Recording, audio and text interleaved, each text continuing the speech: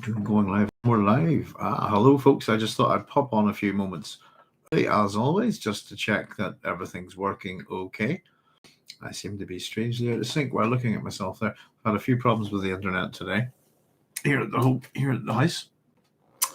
So I just thought I've got little green lights down below. Hopefully you can hear me okay. Let me just adjust that a little bit. We're just about to get ready on with our Dune book club. Of course, we finished the story. Well, it's always a kind of a fun thing that a lot of people don't realize that there's more to come, you know. So we'll wait just till we hit 9 o'clock before we get going rightly. And if anybody's out there in the meantime, say hello. There we go. I'm just getting all the books open in front of me.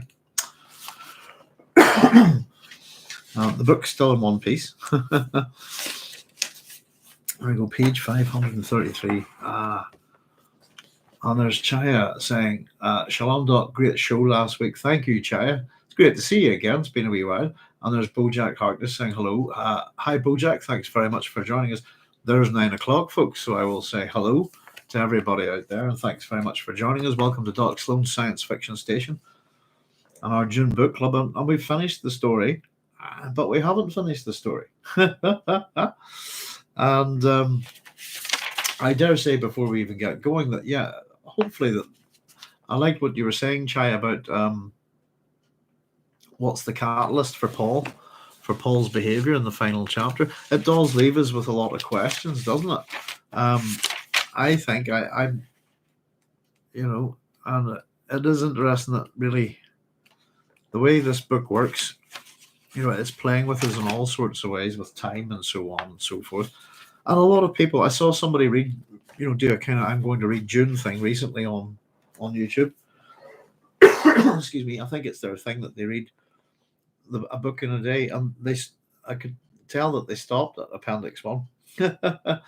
And if we do stop there, we've missed out.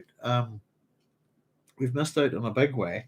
And we have this. It's not a particularly long chapter, but we have this sneaky little. I don't know what to call it. It has all sorts of character to it, doesn't it? It's a little ecological primer from Frank Herbert on the ecology of Dune, but it's also a mini adventure starring the one and only Pardot Kynes, the father of Muad'Dib Kynes, and it's arguably set probably 3 generations back. So at the back of the book, you could argue that it's an epilogue, but technically it's a prologue, and of course Frank has it as an appendix, you know. And it's a very interesting little thing. And I might have to grab a couple of books down from the shelf today. And I'm thinking that's a bit perilous because I can see Paul Sears's Deserts on the March up here. Excuse me. And it's on the bookshelf that my microphone is perilously attached to. And it's all kind of balance and counterbalance. I think I might have to swap a book to stop it all coming crashing down. But I'll see if I can grab it. And rather sadly, I've brought out today, because we're going to have a wee chat about Paul Bigelow Sears and his influence on Frank Herbert, I've got my copy of Where There Is Life, an introduction to ecology. Let me just see if I can grab this quickly without bringing everything down on top of me. I've got a couple of things with Frank's words on it as well we're going to have a look at today. Let me see. Please don't collapse. Oh, it's like playing Jenga with a bookcase. It's okay. Let me see. I'm going to counterbalance that. Another book, let me see, just something a bit weighty that will fit. Walter M. Miller Jr.'s Dark Benediction. I should do it. Let's see. Can you fit in there? But that's it. There we go. Very precarious. Sorry about that, folks. The other book I maybe want to have a wee look at today, it's Deserts on the March by Paul Bigelow Sears. And this is the book. These 2 books in particular are a huge influence on Frank Herbert's ecological thinking. And we're going to see and listen to some of that today. It's actually quite a nice little book. It's a real shame it doesn't have a particular cover, but it has lovely little illustrations in it, if you can see that, for a little science book. And I would argue that Paul Bigelow Sears, as much as you would think that John Steinbeck is the chronicler of the Dust Bowl period, I would say that, you know, Sears is the person who studied it. as much. Yeah, very interesting. All sorts of things. These two books have enormous influence on Frank, and we'll see that he actually quotes directly from one of them later. My copy of, very sadly, I just opened this up, and where there is life, and hopefully it won't affect it, but it's mine's falling to pieces. Really sadly, I'm hoping to get a bit of sellotape on the go, but I'm going to try and hopefully look at a few things from these books today. But I think we'll have to be a wee bit delicate, and we're going to have a little bit of Frank's words all about the sandworms as well. So if you've got any comments or questions, folks, as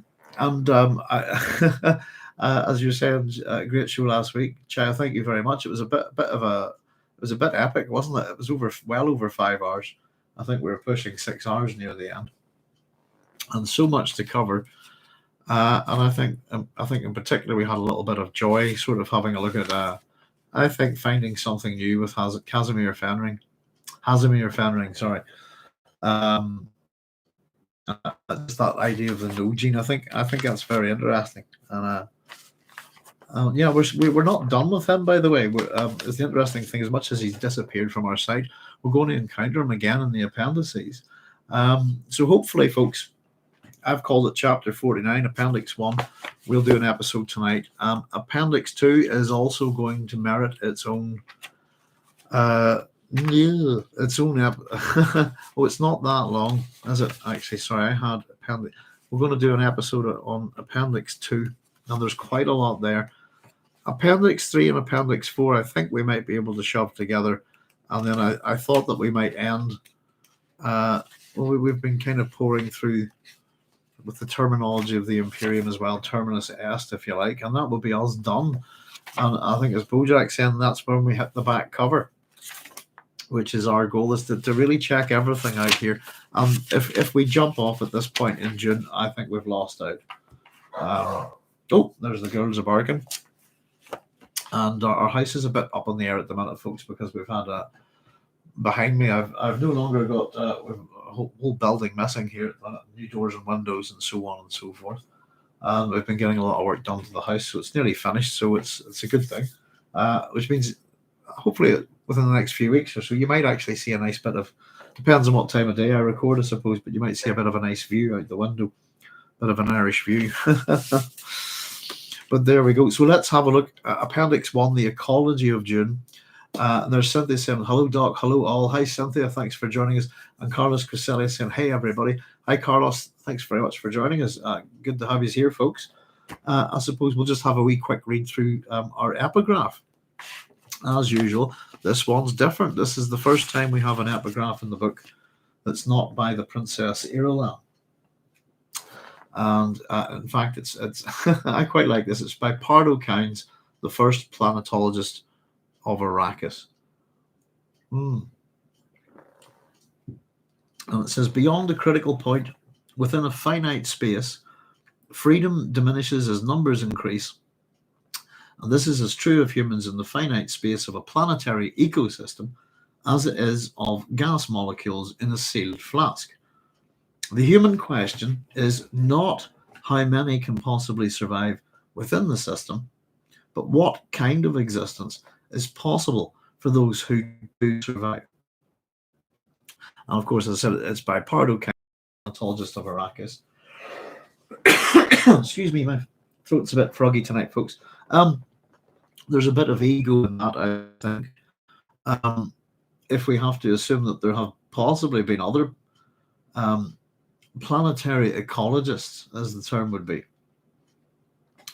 that Pardot's the person who's chosen to invent the term planetologist in this book, and so assigns himself the title first planetologist of Arrakis. And there's a few questions about that straight away, but there we go. It's the first time we've got an epigraph that's not written by Irulan.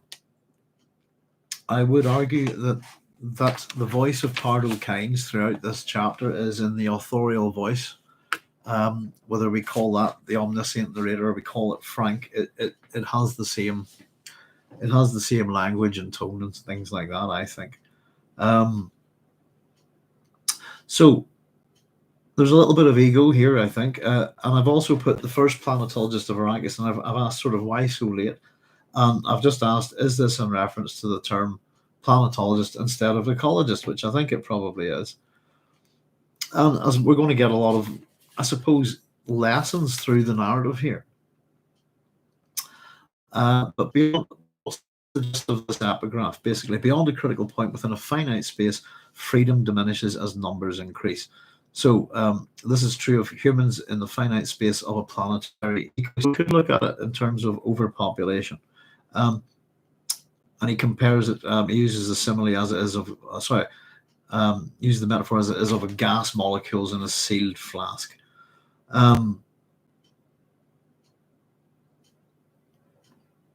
The human question is not how many can possibly survive within the system, but what kind of existence is possible for those who do survive. So this is the human question within the planetary ecosystem, is what kind of existence can you get in a given environment, and how does that existence change as numbers increase within a finite space that is that environment. And we can consider the planetary ecosystem a finite, if you like, a finite space, as Frank puts it here, a finite environment. So all very interesting. And again, this is meant to be an appendix on the ecology of Dune. Excuse me. And it's going to almost start off a little bit like that, but straight away we're going to kind of jump into a bit of an adventure, I suppose. And we're going to find out a bit about Pardot Kynes, the father of Liet Kynes, and how the Fremen have come to be about their ecological dream, if you like. Now, the other thing I would say, maybe from my own point of view, that as we move through this, I don't consider Pardot to be a nice person at all. In terms of the ecological dream, etc., it's this dream that the Fremen have, that we've been following through the book, if you like, is part of, it's fundamentally a part of who they are, part of their existence, and everything that they really do is aim towards this dream.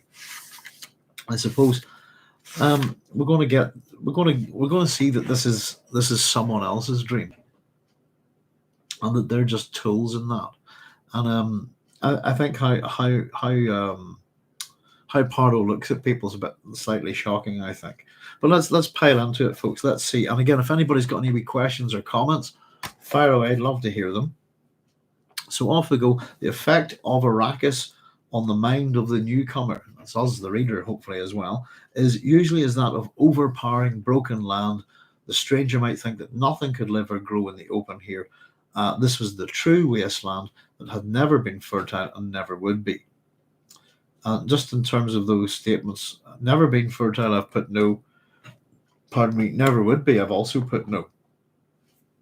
So here we go. To Pardot Kynes, the planet was merely an expression of energy, a machine being driven by its sun. What it needed was reshaping it to fit man's needs. His mind went directly to the free-moving human population, the Fremen. What a challenge, what a tool they could be. Pardon me. And I think it's a critically important word to focus on. And certainly the tools and how we look at people.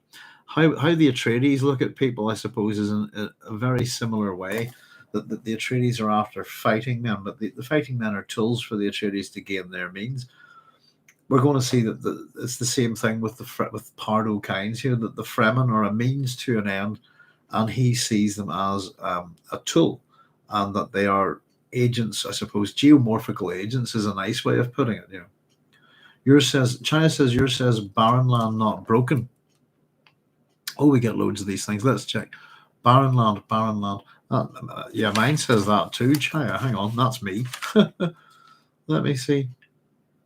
Overpowering broken land.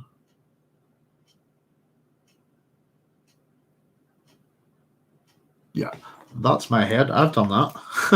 Thank you very much. Not actually a misprint. That's me making a mistake. I must have been not paying attention. Thank you very much, Chaya. Mine says barren too. Thank you. There's VT saying hi, everyone. Hello, VT. Now, a machine being driven, it's about some. I suppose some of this lines up with some ideas from Butler, isn't it, about man being a machine and animal. This is about the planet. Now,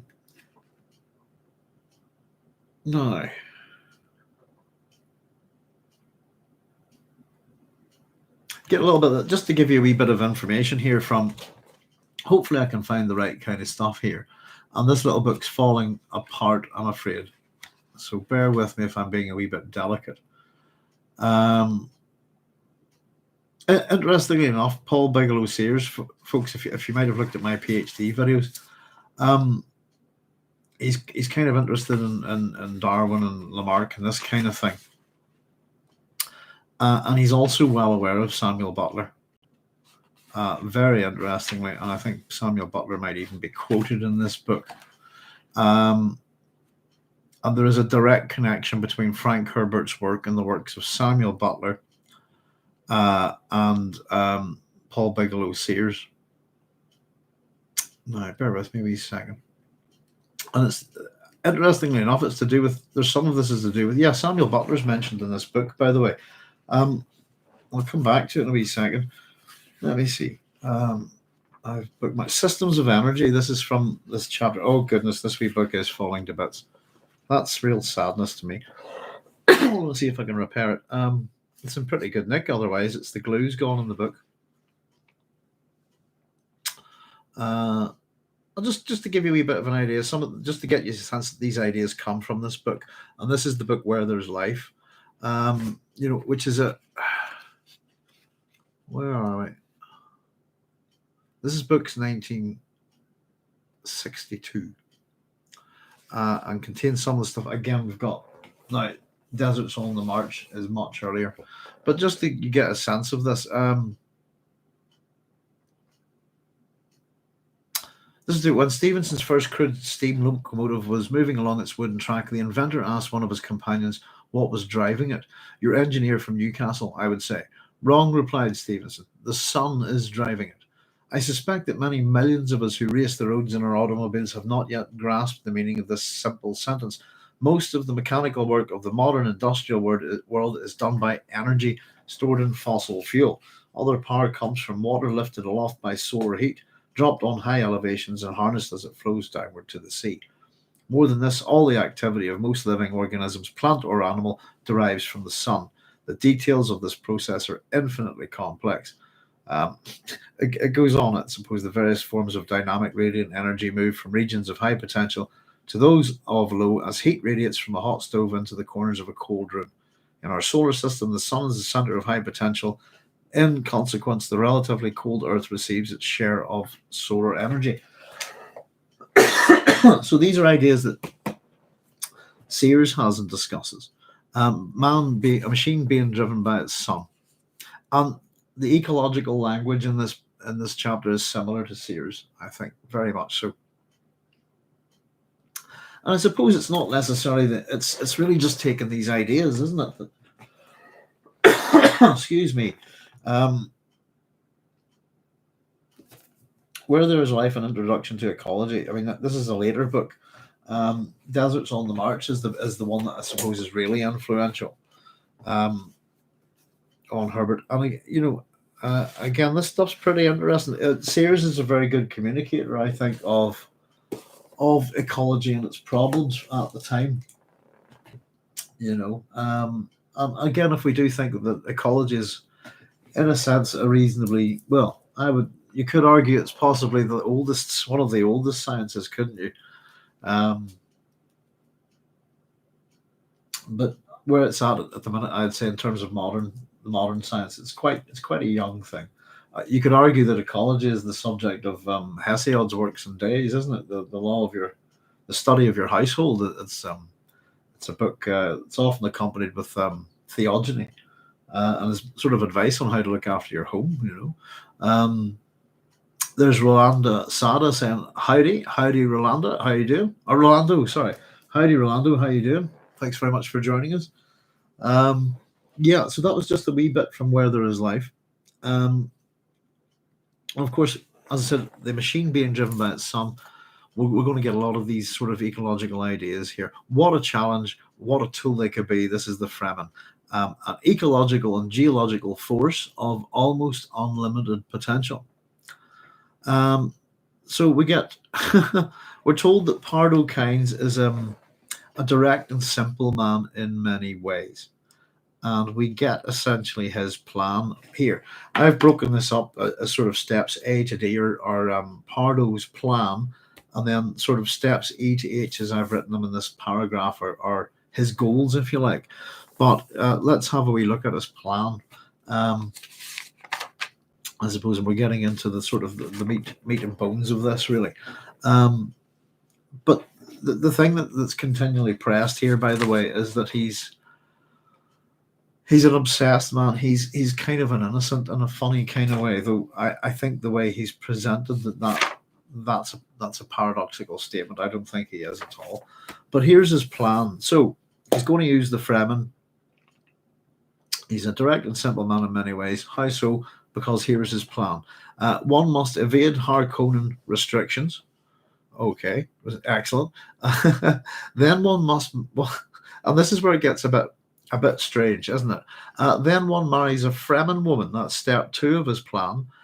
When she gives you a Fremen son, you begin with him. Step 3, with Liet Kynes and the other children, teaching them. Step 4, ecological literacy. So this and that in turn will create a new language with symbols that arm the mind to manipulate an entire landscape. These are the goals, if you like. It's climate, it's seasonal limits, and finally to break through all ideas of force into the dazzling awareness of order. So there's quite a bit to that.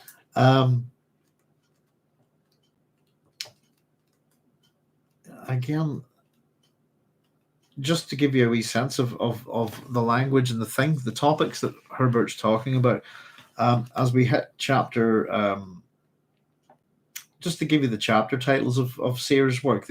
Chapter 1 is The Game Has Rules. Chapter 2 is The Rules Have Been Posted. But chapter 3 in Where There Is Life is The Fitness of Earth. And chapter 4 is The Quest for Order.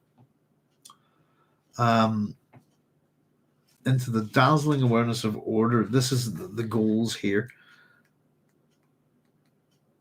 And of course, I suppose what quite interestingly enough, I think if anybody gets a chance to read Where There Is Life, chapter 5 is a new science emerges, where it's discussing new science takes shape, etc. This kind of new kind of ecological thinking. Excuse me. Let me get some fluids here. But first of all, what we've got to say about this is this is an appalling manipulation, So I've got plans. I want to simply put, this planet is to Kynes merely an expression of energy. It's a machine being driven by its sun, and it needs reshaped to fit man's needs, in his mind anyway. And how is he going to go about it? What a challenge. What a fantastic challenge, thinks Kynes. How do I go about it? Got to evade all the Harkonnen restrictions. It's step 1.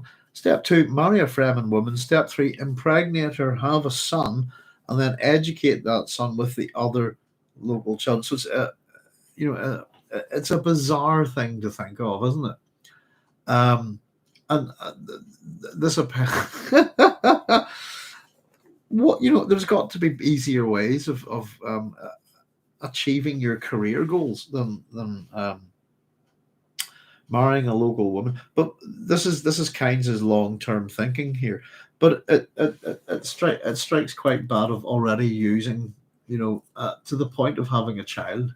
If you see what I mean, there's something thoroughly distasteful about what I've, from my point of view, what I've just read. There's Cynthia saying, something I find striking in this appendix is how new the Fremen ecological dream is. Just a couple of generations, yet the presentation of Fremen in the main text suggests that the dream is much older. Is this an expression of Ireland's political propaganda, or an expression of sincere belief?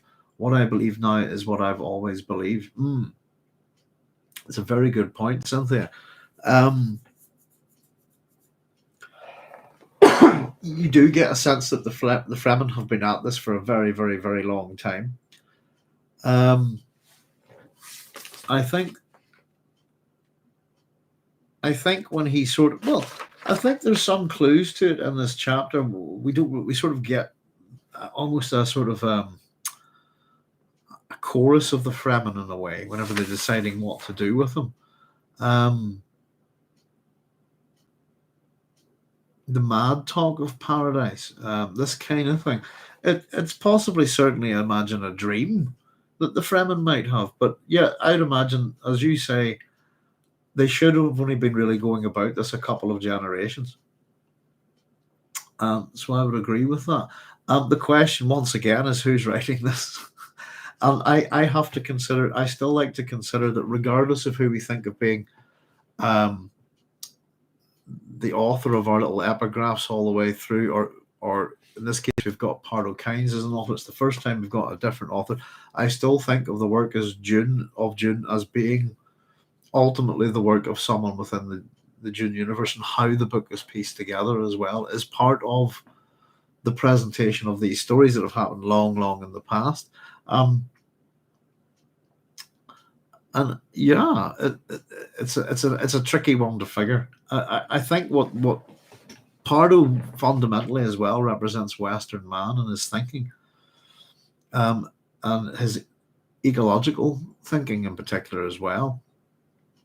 And of course, we know that translates into systemic thinking. He sees these people as tools,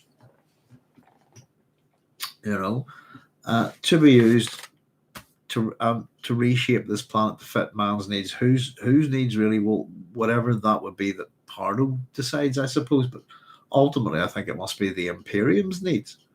Is this an expression of Ireland's political propaganda? I don't know. I don't think.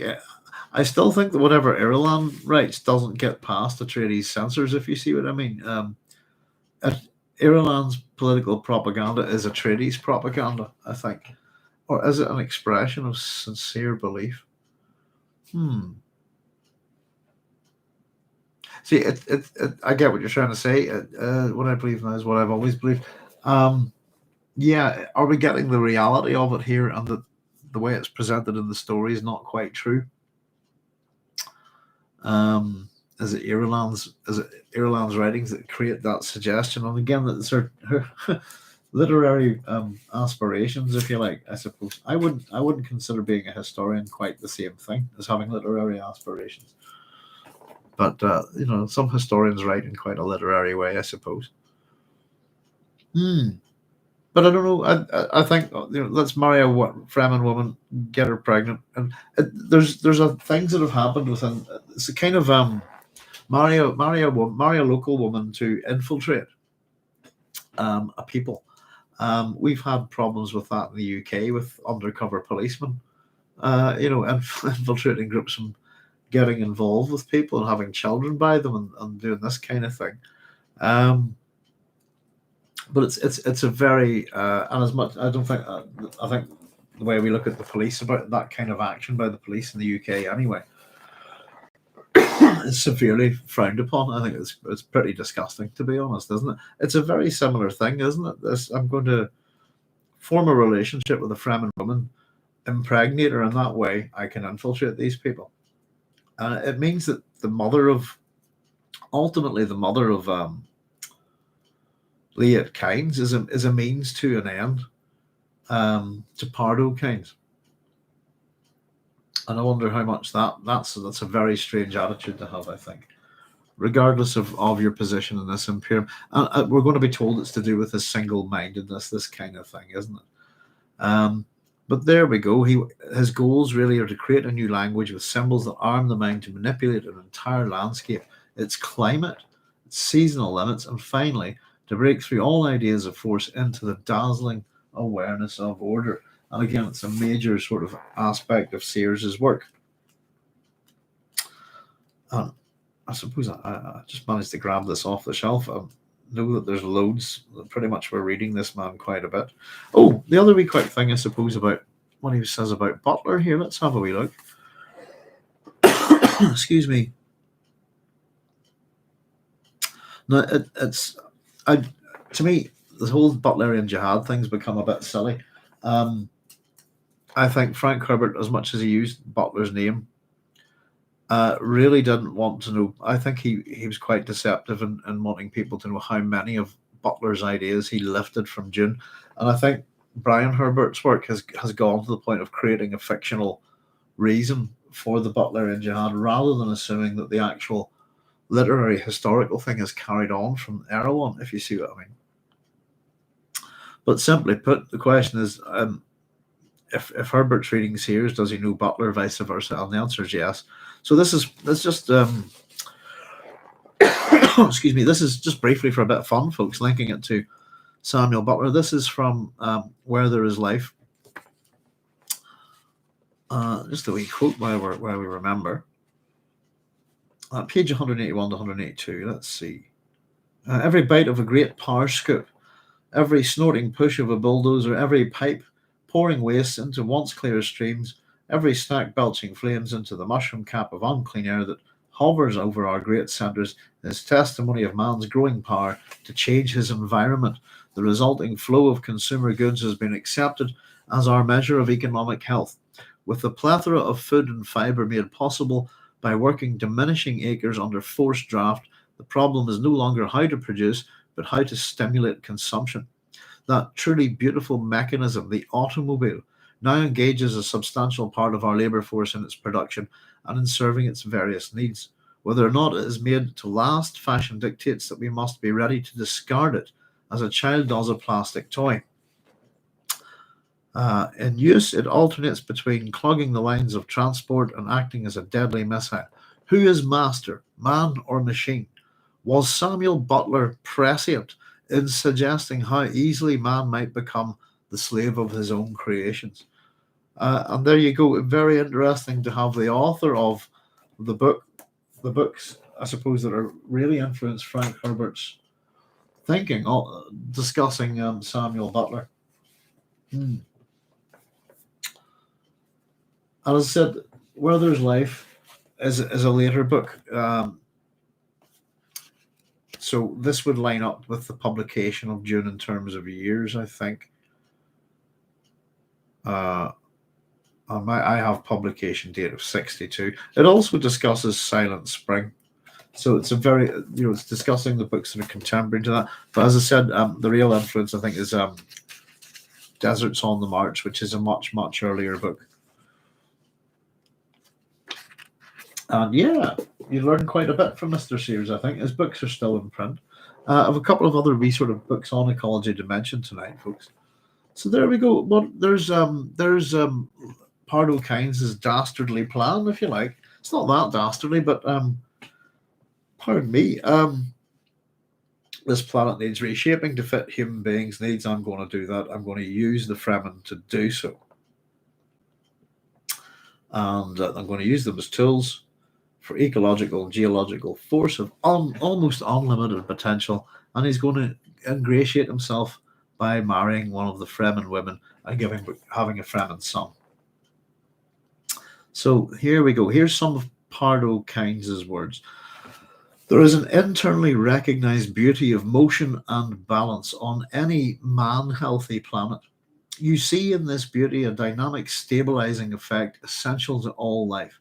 Its aim is simple: to maintain and produce coordinated patterns of greater and greater diversity.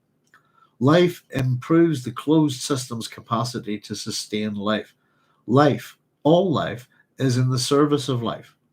Necessary nutrients are made unavailable to life by life in greater and greater richness as the diversity of life increases. The entire landscape comes alive, filled with relationships and relationships within relationships. Excuse me, throat's going. Oh, pardon me.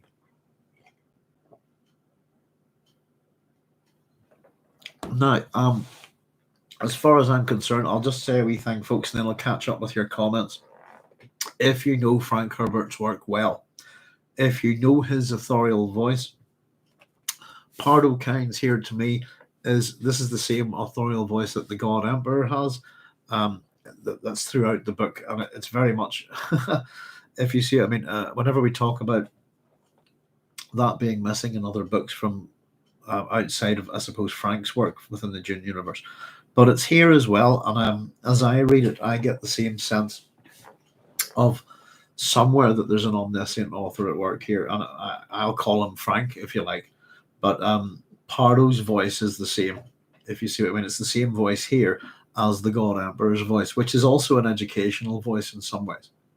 And I don't know if you agree with me or not. Maybe it's just me, the way I read. But I tend to pick up on certain words and phrasings and the way things are presented. And I find it very, very strong. I absolutely know that Frank Herbert wrote this, if that makes sense.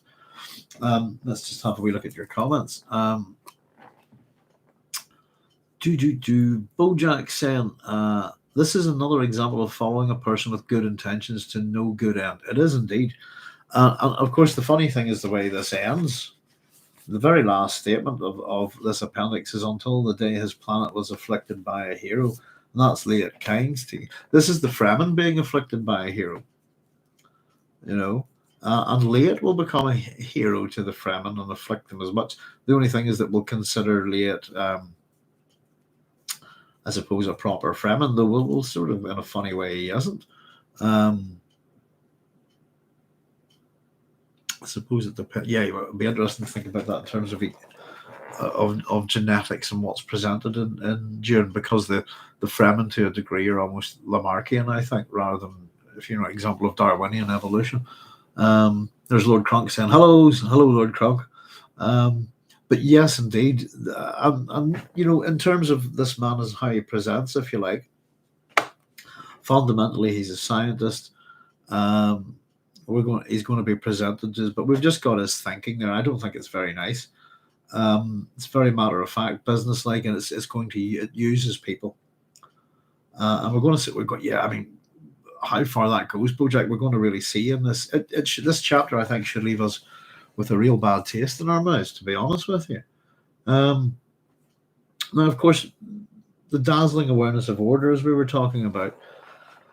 How would I put this? Dune presents an order to chaos perspective. And some critics and authors would argue that this is a response to the Foundation trilogy, the original Foundation trilogy, which presents a chaos to order kind of approach. But we're talking about the order of systems here. This will be quite funny in some ways, I think. We'll have a wee chat about some of this as we go. But what we've just heard is we were told that this is the Pardot Kynes lecturing to a siege. And I've even done a sort of little diagram of we always have these wee motifs of things within things within things. I was kind of joking there the other night when I was putting up the title card that this Appendix I is it like, do we have last chapters within last chapters within last chapters? But these are our relationships within relationships within relationships that exist within the entire natural landscape, if you like. And again, this language is very, very much educational. This is the way Pardot wants to educate us here, and so does Frank. And but a lot of it is just so that we're clear that this is not Frank's work. This is him rephrasing and representing a real ecologist's work. Paul Bigelow's series, and I recommend his books. By the way, they're quite old now, but there's definitely still about Where There Is Life. And if I open this, the pages will fall out. And it's a little book that I love. I love little books like this. It's adorable. Yeah, and it's actually quite easy to still read. And again, of course, there is no real cover for this. It's just Deserts on the March by Paul Bigelow series. You can check him out. Check him out on Wikipedia. You know. Someone I've taught John Steinbeck's of Mice and Men and whatever we call it, To Kill a Mockingbird, etc. You know, very much those stories are product of an environmental disaster, really, aren't they? It's good to understand the Dust Bowl period, I think, if you're looking at that kind of thing. And certainly, this man's had a look at it. There's some very interesting footage of American towns during the Dust Bowl, that some people call it the Dirty 30s, don't they? Just completely covered in dust. And this was all to do with the overproduction of wheat and the introduction of the combine harvester, leaving basically no barrier grasses, if you want, no deep-rooted grasses in the ground. And all the soil just from this huge chunk of America just broke up and took to the air and buried whole towns. And this is why you get itinerant workers like George and Lenny and of Mice and Men, is that they move from place to place, and as long as the farm's not covered in dust, that's good. It's a very interesting little ecological disaster, if you like. It goes on for about a decade, doesn't it? So the topics again, different types of grasses, looks at different things, different types of desert, leaves of grass, mud, wet, dust, etc. It's fascinating if you're into this. And I'd certainly say if anybody ever fancies becoming an ecologist, there's a couple of quite small, very manageable, easy to read books that certainly will give you a very good primer on ecology at arguably the birth of the modern, what I would call the modern subject, if you like. There's Connor Quinn saying hi. Oh, hi, Connor. Thanks very much for joining us. Hope you're keeping well. So there we go. So this lecture then, this was Pardot Kynes lecturing to a siege-worn class, and it's in a way Frank lecturing to us. And we're told before these lectures then, we're told he had to convince the Fremen to understand how this came about. You must first understand the enormous, and here we go, the enormous single-mindedness, the innocence with which he approached any problem. He was not naive. He merely permitted himself no distractions. Now I've made wee notes here, particularly about, it said the innocence with which he approached any problem. And I've written next to that, the innocence is not referring to him. He is not an innocent.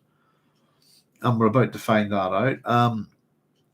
So we're being told to understand how this happened.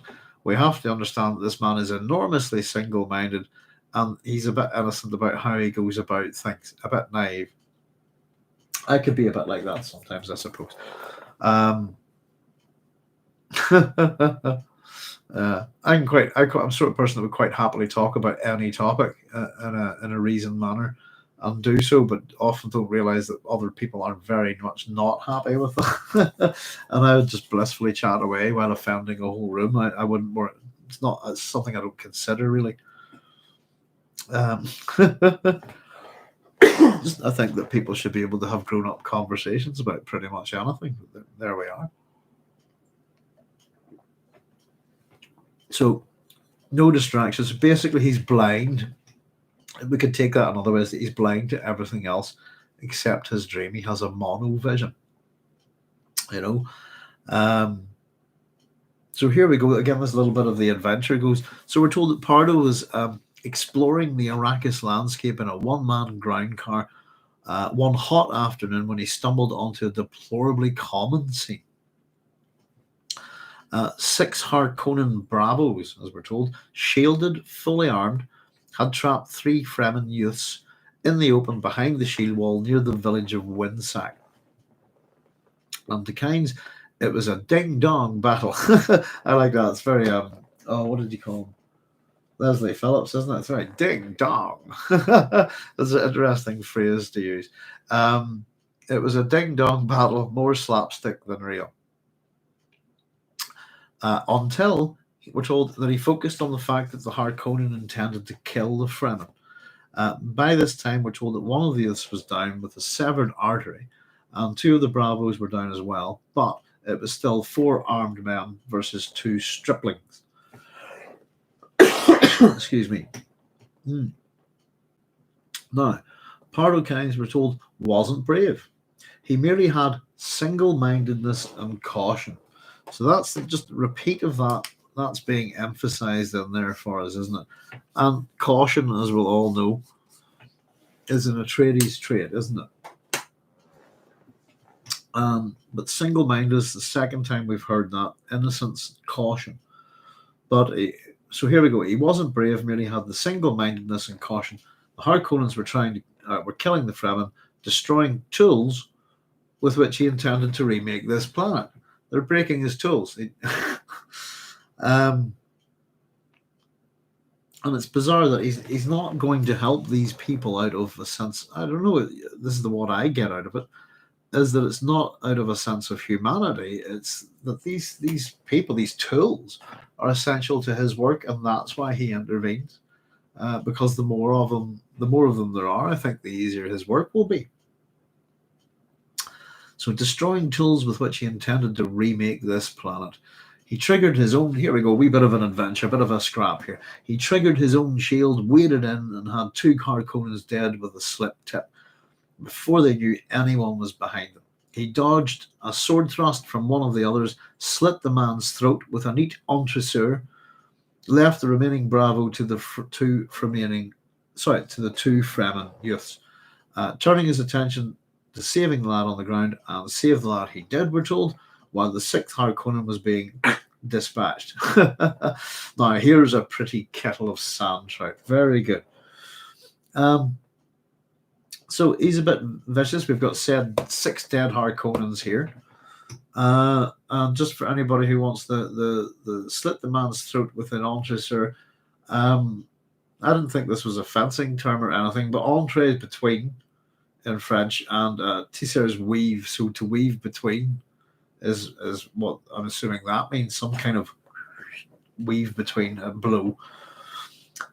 So we get this situation where he's insinuated himself with these these Fremen youths, saving them from these Harkonnen bravos.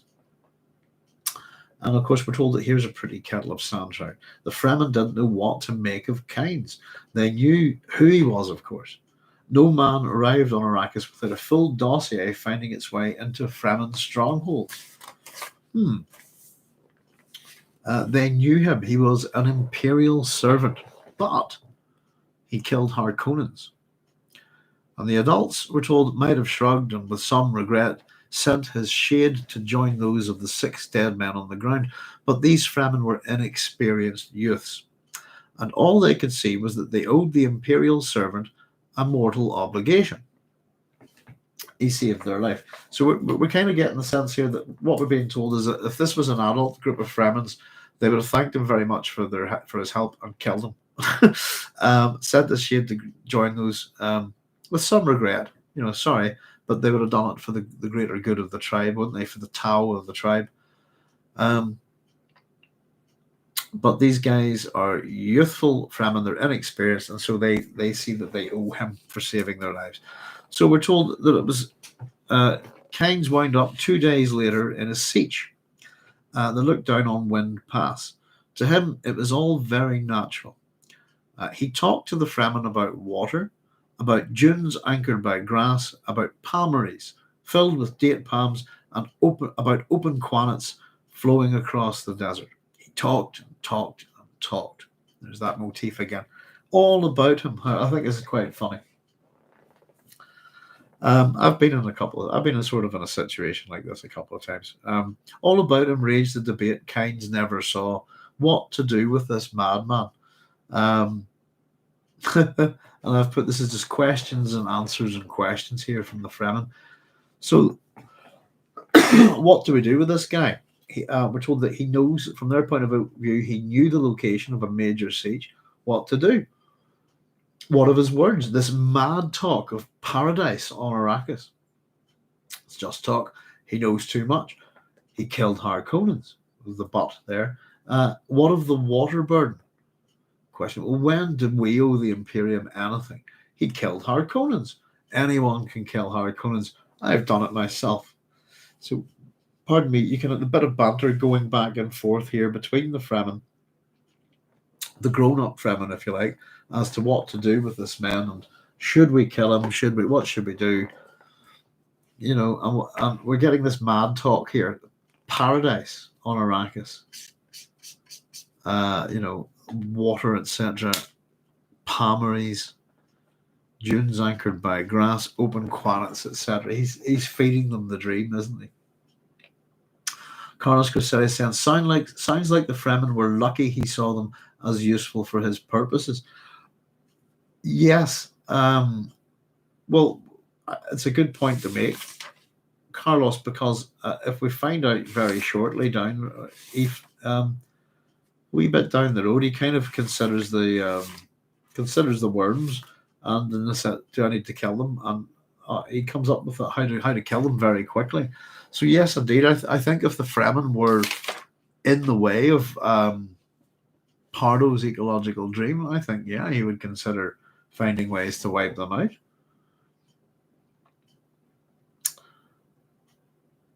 Yeah, tools, not people.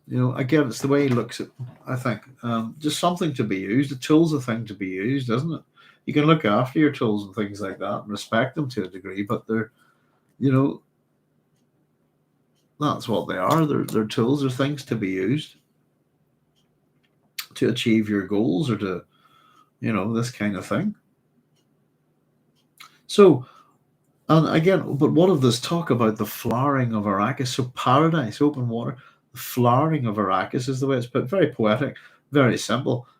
Says somebody who's pragmatic, I suppose. Where's the water for this? He says it's here. And he did save 3 of ours. He saved 3 fools who had put themselves in the way of the Harkonnen fist. Always talk about hands and that representation of agency, etc. And he has seen Chris knives. So he knows locations of sieges. He's seen Chris knives, the sacred weapons of the Fremen. All of these things they guard, to the point of death, I suppose. And so we're heading towards quite a famous, for those of us who know Dune, this is a very, very famous scene coming up here. And it's a bit baffling, and we'll have to have a stop and chat about it. But so the decision is made by the Fremen of this particular siege that he's at, the siege that looks down on Wind Pass, we're told. Excuse me. I wonder are we getting any wee kind of, just in terms of I tend not to flick back at it. Let's see. Because we do have our little map at the back, at the front, of the book.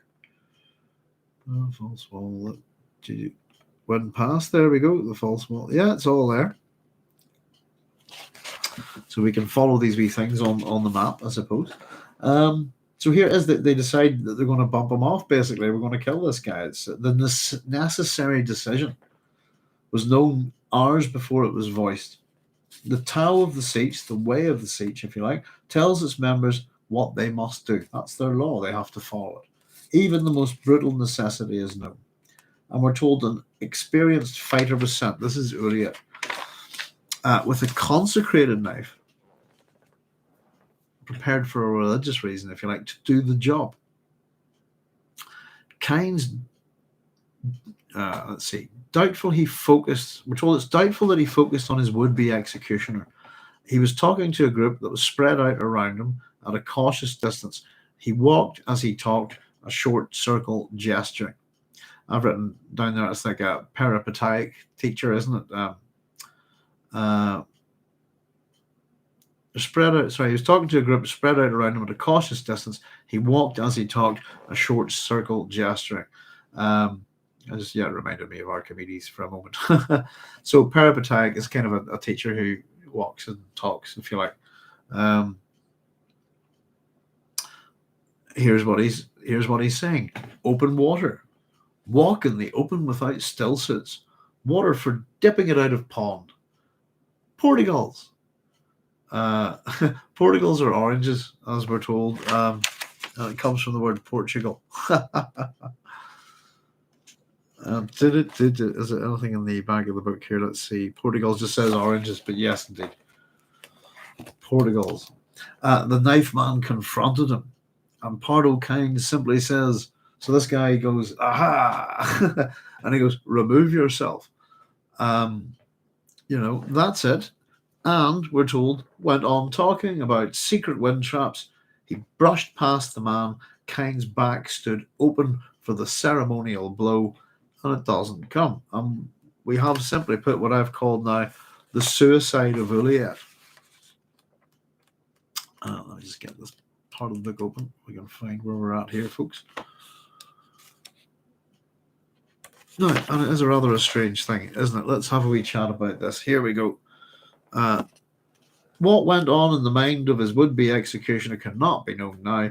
Did he finally listen to Kynes and believe? Who knows? But what he did is a matter of record, and I've written next to that, whose? Where is it? Uriat was his name. The older Liat is what it means. So here's the suicide of Uriat. Uliet walked 3 paces and deliberately fell on his own knife, thus removing himself. Suicide? Some say Shai-Hulud moved him. Some say Shai-Hulud moved him. Talk about omens. Wow. So I don't know.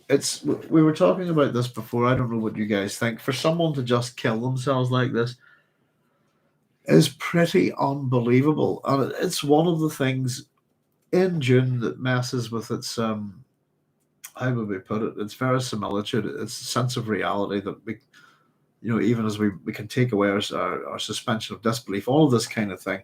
I find it slightly unbelievable.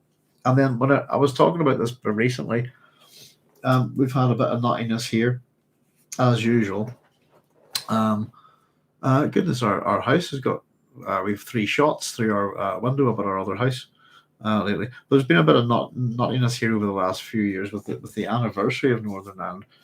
And there was a wee woman I saw it in the news not too long back, and she was basically out there just like some wee old pensioner, about in her 80s, and she was going, I'm prepared to die for Northern Ireland. And nobody was wanting her to, and there was nothing really needing. But it was this kind of, sometimes it's maybe that you get that sense that people don't have much to live for, that they feel better to having something to die for. I don't know. But for someone to just pop, and to have no fear of that, to end your own singular existence in such a way is quite unbelievable, I think. But we're told it's suicide, but some say Shai-Hulud moved him. Talk about omens. Take what you think from it. Is it possibly part of the literary creation? It's been exaggerated. It's a strange thing.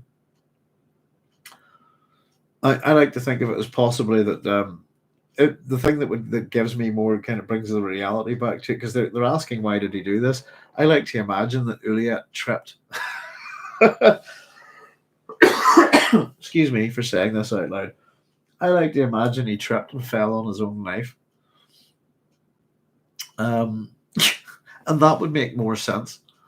And it would be comic and tragic at the same time. But then a writer could frame it in another way, that he walked 3 paces and deliberately fell on his own knife.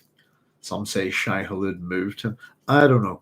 It's an odd thing. And to me, it's quite a famous thing in the book. From my point of view, it's what on earth's going on here? But it has a religious tone, doesn't it? It's and we're kind of going with that. The other thing is, I think, it's kind of what you were talking about, Cynthia, earlier, about the ecological dream just going on for a couple of generations, yet the presentation of the Fremen in the main text suggests that dream is much older, that kind of thing. Excuse me. What I fundamentally believe is that the missionary protectiva have already been in here and talk about omens. And I think whatever aspect of those stories would probably be tied to the planet in some way, in its environment. But yeah, the suicide of Uliet I've always found a little bit hard to believe, and it strikes me as I would put it, a bit more propaganda here. And again, it makes us question: can we trust it? This is an appendix to a book now that we're reading. We're still reading the story of Dune. Don't be deceived by that. This whole thing, all the way up to, I've got page 577. All of it is the novel Dune. All of it, and I'm just wondering here. I find it a wee thing that grates, and it's an interesting thing because I understand why it's being done, and it's going to place, Pardot Kynes on a certain level within the Fremen's society. It's going to create a mystique around him. And they already consider him mad, but they're letting him talk to their kids. They're letting him educate their people as he walks about talking. And ideas can be pretty dangerous, I think, possibly more so than seeing a toothy knife. Let's see.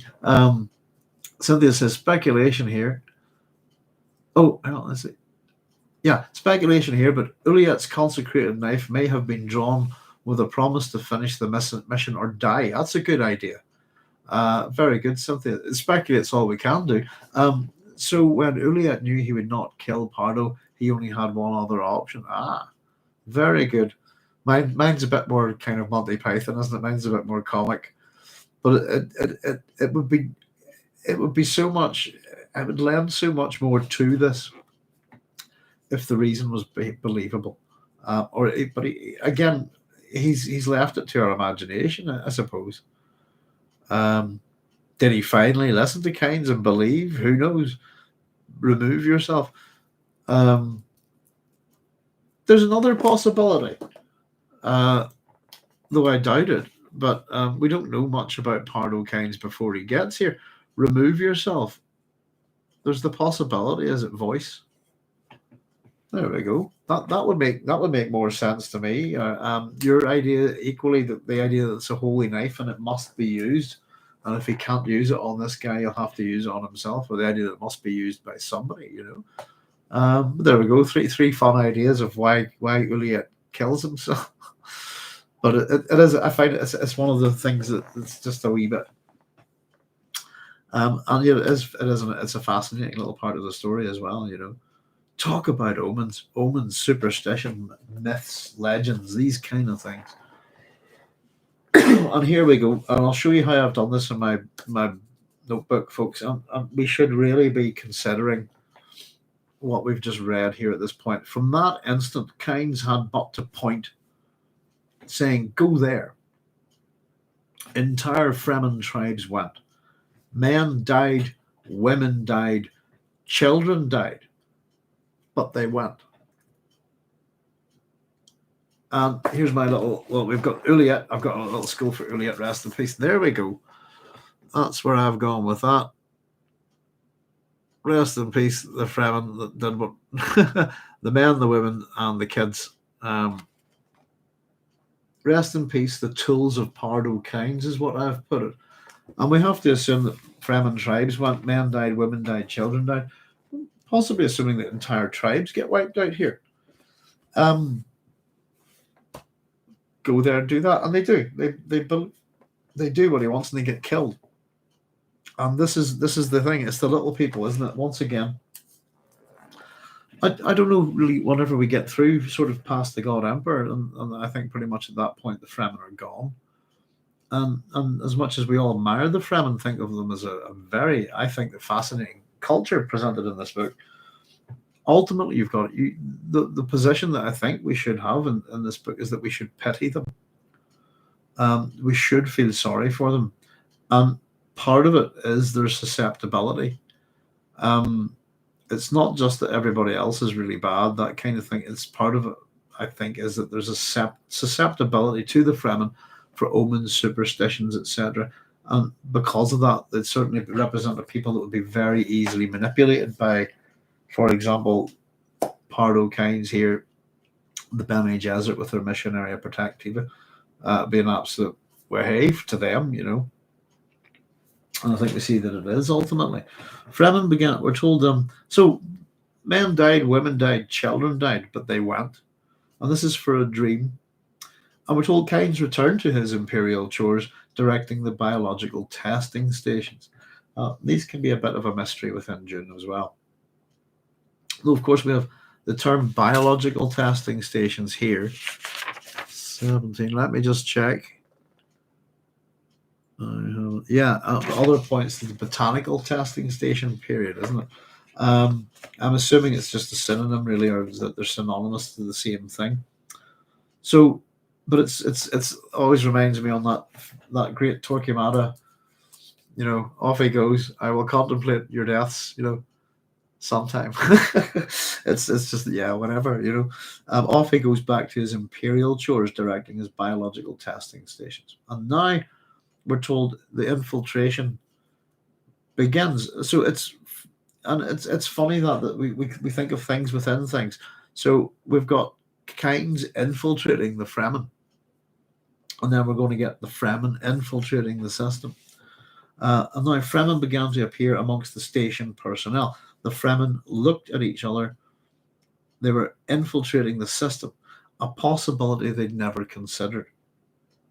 Station tools began to find their way into siege warrens, especially cutter rays, which were used to dig underground catch basins and hidden wind traps. The result of which, we're told, is that water began collecting in the basins. So these tools have acquired other tools. Tools within tools within tools. But we're told the particular importance is this cutter ray, which allows them to dig deep underground basins and hidden wind traps, getting the sort of the dream on the go, if you like.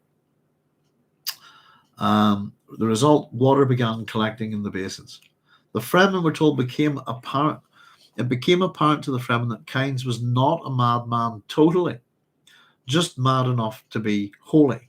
We're told that he was one of the Ummah, the Brotherhood of Prophets, and that the shade of Uliet was advanced to the Sadis.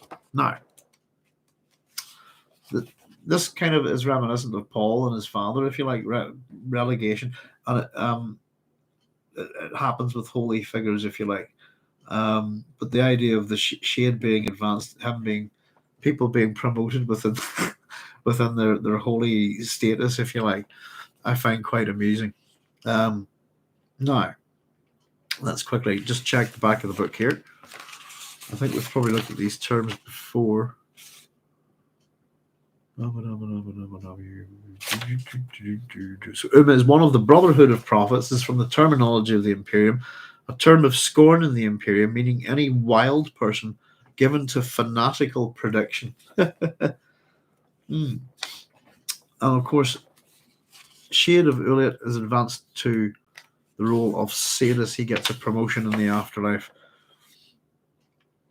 which happens more than you think, which are judges. The Fremen title refers to holy judges equivalent to saints. You get these in Greek mythology, things like that. Who are the three? Minos, for example, and his brother Radamanthus are judges in the afterlife, this kind of thing. Excuse me. Now, just very quickly, Caladan Bahildon's little website here. I don't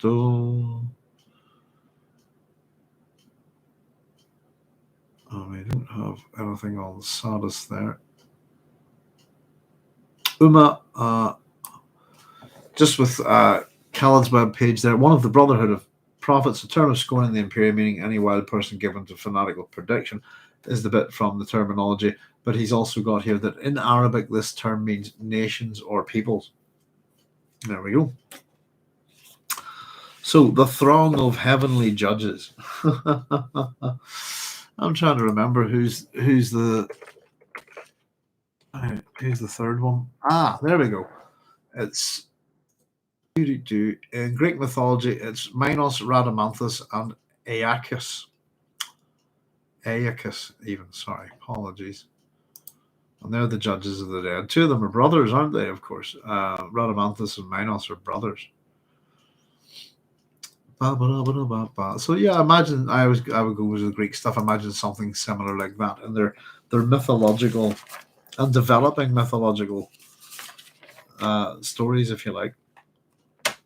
So the throng of heavenly justice, and he's just mad enough to be holy. So he's seen as a holy figure, a religious figure, and that this suicide has really cemented that thing within the Fremen. But that there's enough about this guy that things happen that he's not quite totally demented.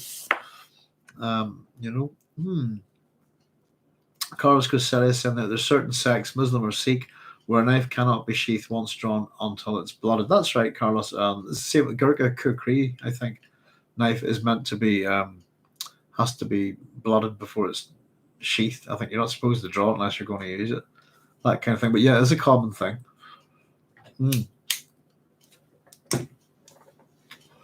So they're saying Carlos agreed, similar to the Chris knife. Remember the scene with Jessica and Sharad Mapes early in the book? Yes, indeed. All right. So that in certain cultures, I think the older you go back in time, I think the more likely that's quite a silly thing to do. Go back to the time of where we've got no good medicine, and cutting yourself with a bit of metal is not always the smartest thing to do. But yes, indeed, yeah. I think it's a thing that Hollywood and TV and certain thing Klingons like to do it every 5 seconds, don't they? This kind of thing. But it's always just a you know. But yeah. I suppose the idea of blood brothers and things like that, yeah. So Kynes, direct, savagely intent Kynes, we're told, knew that highly organized research is guaranteed to produce nothing new. I've written next to that crap. And it seems to be it. With the use of the word guaranteed, I would take that as an absolute. So we should take that as a flaw, I think, in Kynes' thinking. I can't see that there's any truth in that statement whatsoever. Highly organized research is guaranteed to produce nothing new. I totally disagree. Depends on how you go about it. So, I suppose the point of this is to what's come next, though. Direct, savagely intent Kynes. He set up a small unit experiment. He set up small unit experiments with regular interchange of data for a swift Tansley effect. Let each group find its own path. They must accumulate millions of tiny facts. He organized only isolated and rough run-through tests to put their difficulties into perspective. So what he's saying here, basically, from Kynes' perspective, and this could be Frank's perspective, I wouldn't think it would be Paul Bigelow Sears' perspective.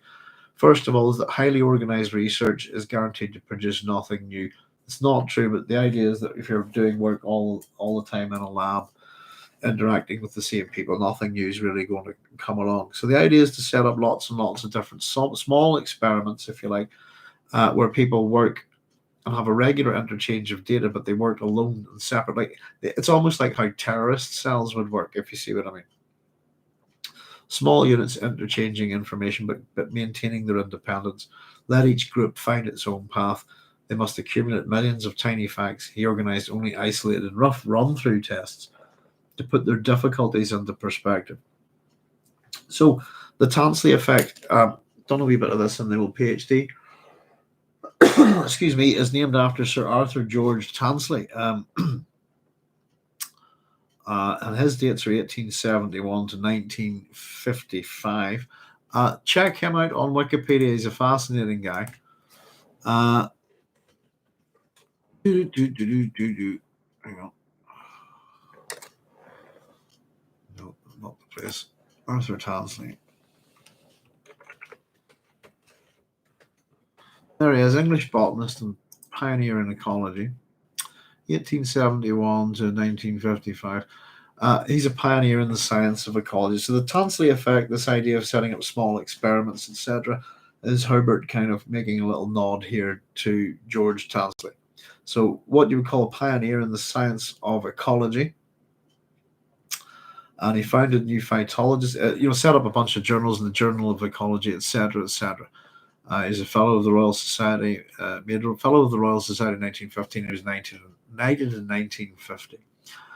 So, a very, very important and influential figure within ecology. Says his early publications focused on paleobotany and fern evolution. So yeah, he's an interesting guy. There's a bunch of these scientists that sort of Herbert mentions from here, there, and everywhere, if you like. But this is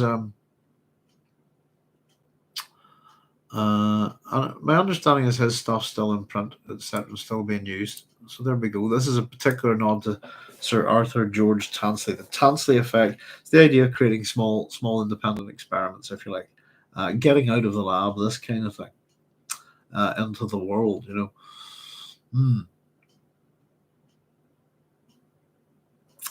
So the experiments then were told. Core samplings made throughout the bled, charts developed on the long drifts of weather that are called climate. He found that in the wide belt contained by the 70 degrees lines north and south, temperatures for thousands of years hadn't gone outside the 254 degrees to 332 degrees absolute range, and that this belt had long growing seasons where temperatures ranged from 240 degrees to 302 degrees absolute. The bonanza range for terraform life once they solve the water problem. Now, pardon me. So we're getting some ideas about terraforming here. Absolute temperature that's being used here is Kelvin, isn't it? So if you're taking Kelvin as absolute zero, is minus 273.15 degrees centigrade. If you're going by the Fahrenheit scale, absolute zero in Kelvin is minus 459.65 Fahrenheit. Named after Lord Kelvin, who's William Thomson. He's from Belfast, by the way. Let me see, what are his dates? Is that, my handwriting's quite bad there. I will have to look him up. I think I wrote 1804 to 1909, but I wrote it very small. Anybody who visits Northern Ireland, if they ever... there it is. 1824, that's my appalling handwriting, to 1907. I do apologise. Lord Kelvin, William Thomson. Born, yes, Belfast mathematician. So, there you go. Northern Ireland didn't exist when he was born, though, of course. So you can call him Irish or British or Anglo-Irish or whatever. Let me just get his dates right here. That's 1824. Oh, that's too small. 1824, nice and big, to 1907. There we go. Anybody's ever been over to Northern Ireland, if you're up around Queen's University, we have the Botanic Gardens immediately next to it, and you'll find a lovely big statue of Lord Kelvin there. Arguably one of the less controversial figures from Ireland, I suppose, Northern Ireland, if you like. But he's born in Belfast. So, putting that into perspective, then, if we run those temperatures from Kelvin, I've taken them to centigrade. So, let's see.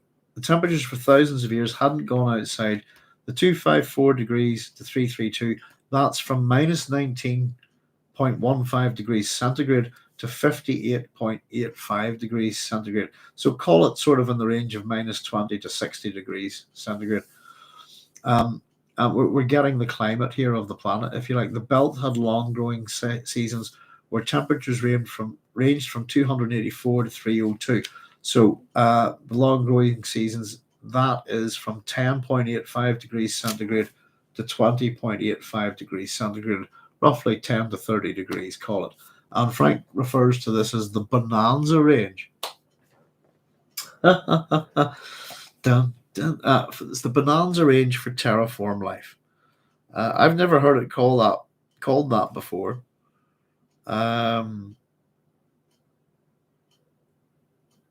I was just wondering where he got the term for. Maybe he just thought he would go with it. The term I would use would be Goldilocks, isn't it? As that's what we refer to these days as that kind of thing. The Goldilocks zone, if you like, the not too hot, not too cold, just right. But yeah, it's not a term I figured that Sears had used. So the bonanza range for terraform life once they solve the water problem. So quite a bit there, but we're getting a little discussion on the idea of climate. And if we were going to mess about with the planet and alter it, how would we go about doing it? Collecting water, but the knowledge of the climate here from the core samples.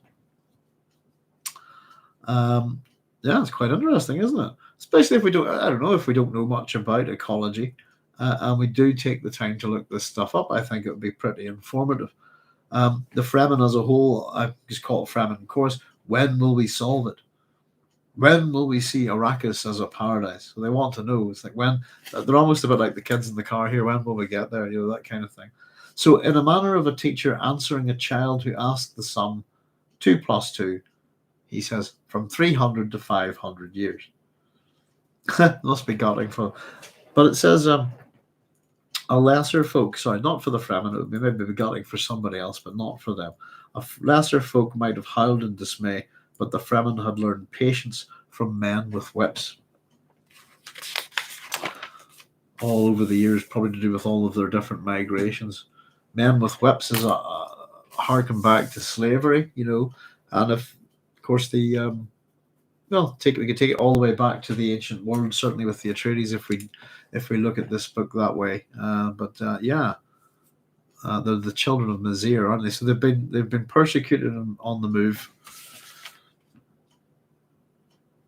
They've learned patience from men with whips. Isn't it, the whip is the first human invention that broke the sound barrier, isn't it? Hmm. Hmm. Excuse me, folks. Right. So yeah, 300 to 500 years, that'll be fine. So, the next part of it, I suppose, getting concerned with moisture. This is a bit longer that we're told than they anticipated, but they could all see that the blessed day was coming. There's a holy term there for paradise, the blessed day. They tightened their sashes, tightened their belts, went back to work. Somehow the disappointment made the prospect of paradise more real. Sometimes I think the bit of the idea of deep thought in the Hitchhiker's Guide to the Galaxy, the whole it'll take about 8 million years, that kind of thing to work out the problem. Sometimes I think it's maybe just a wee bit of a humorous piss take on something like this, or these kind of long-term scales, But 300 to 500 years, not too bad. There's a blessed day to come, and somehow the disappointment, we're told, this is quite interesting. I think this speaks to the Fremen character. Somehow the disappointment made the prospect of paradise more real. The fact that it's not tangible, maybe. So we're told next that the concern on Arrakis, from Pardot's point of view most likely, was not with water, but with moisture. We're told that pets were almost unknown and that stock animals were rare. Some smugglers, were told, employed the domesticated desert ass, the Kulon, but the water price was high, even when the beasts were fitted with modified still suits. That would be quite cool to see, wouldn't it? Animals. I suppose was it Patrick Stewart's little pug in the David Lynch version of Dune. It would be quite cool to have seen it in a still suit, wouldn't it? Let's have a wee look.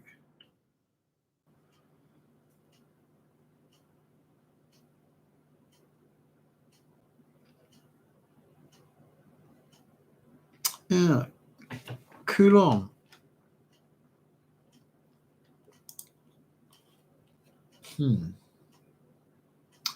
It's an extinct language, but I don't think that's. I'm trying to figure out. Is that actually a name of an animal? Let me see.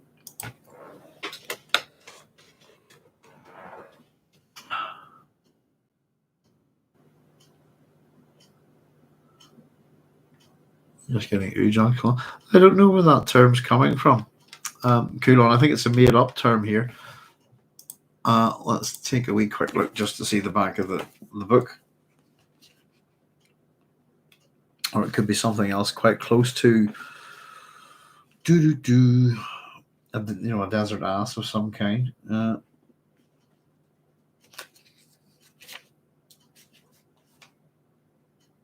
Kulon is the wild ass of Terra's Asiatic steppes, adapted for Arrakis in the terminology. There we go. But I always like to see if there's any wee meaning for these strange words.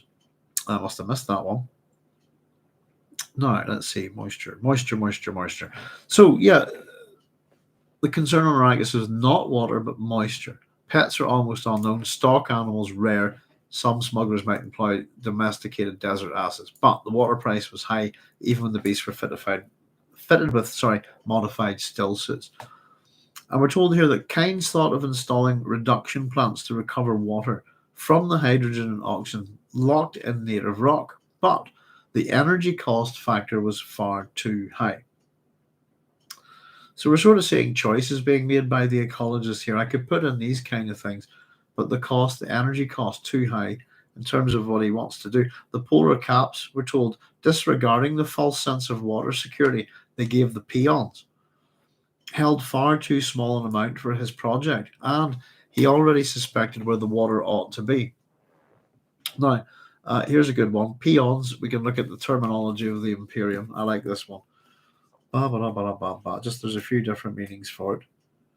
It says planet-bound peasants or laborers one of the base classes under the Faufreluche, legally wards of the planet. I suppose it's being used in a term similar to Prologue, something like that, I think. In South Korean, however, and I quite like this, disregarding the false sense of water security they give the peons, South Korean, the term peon is acute, charmingly silly, or quirky behavior.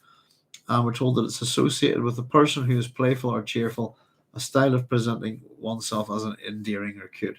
But apparently in Haitian Creole, peon is it's a pawn. So there's a couple of those kind of make sense there. Interesting little word from Frank. The polar caps give people a false sense of security about the water. It held far too small an amount for his project. We see, I suppose, the water cellar previously in Dune in the banquet scene, and the sort of suspicion of the power that he holds. Is the idea that I think, isn't he, that he might have, pardon me, explosives or something ready to destroy the water at the polar cap, something like that, I think. But it's not enough. So we're told that there was that consistent increase of moisture at median altitudes, and in certain winds, there was the primary clue in the air balance. So we're just prior to this, we've already been told there's not enough water, whereas he's already suspected where the water ought to be. So a consistent increase of moisture we're focusing on, not water, at median altitudes, and in certain winds, there was the primary clue in the air balance. It's 23% oxygen, we're told, 75.4% nitrogen, 0.023% carbon dioxide, and the rest making up the trace gases, taking up the rest, which, if we do our maths, is a 1.5777%. Now, so this is the atmospheric makeup of Arrakis.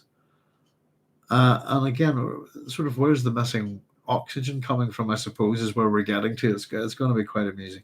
So we're told flora, plants, there was a rare native root plant that grew above the 2,500 meter level in northern temperate zones, a tuber that was 2 meters long that yielded a half a liter of water, and that there were the rare terraform plants, the tougher ones that showed signs of thriving if planted in depressions, lined with dew precipitators. So he's saying that there's a rare native root plant. He doesn't name it here, but the word native is quite important there. That's almost everything on Arrakis is not native to the planet. I heard somebody call the Fremen the Aboriginal people of Arrakis the other day. No, they're not.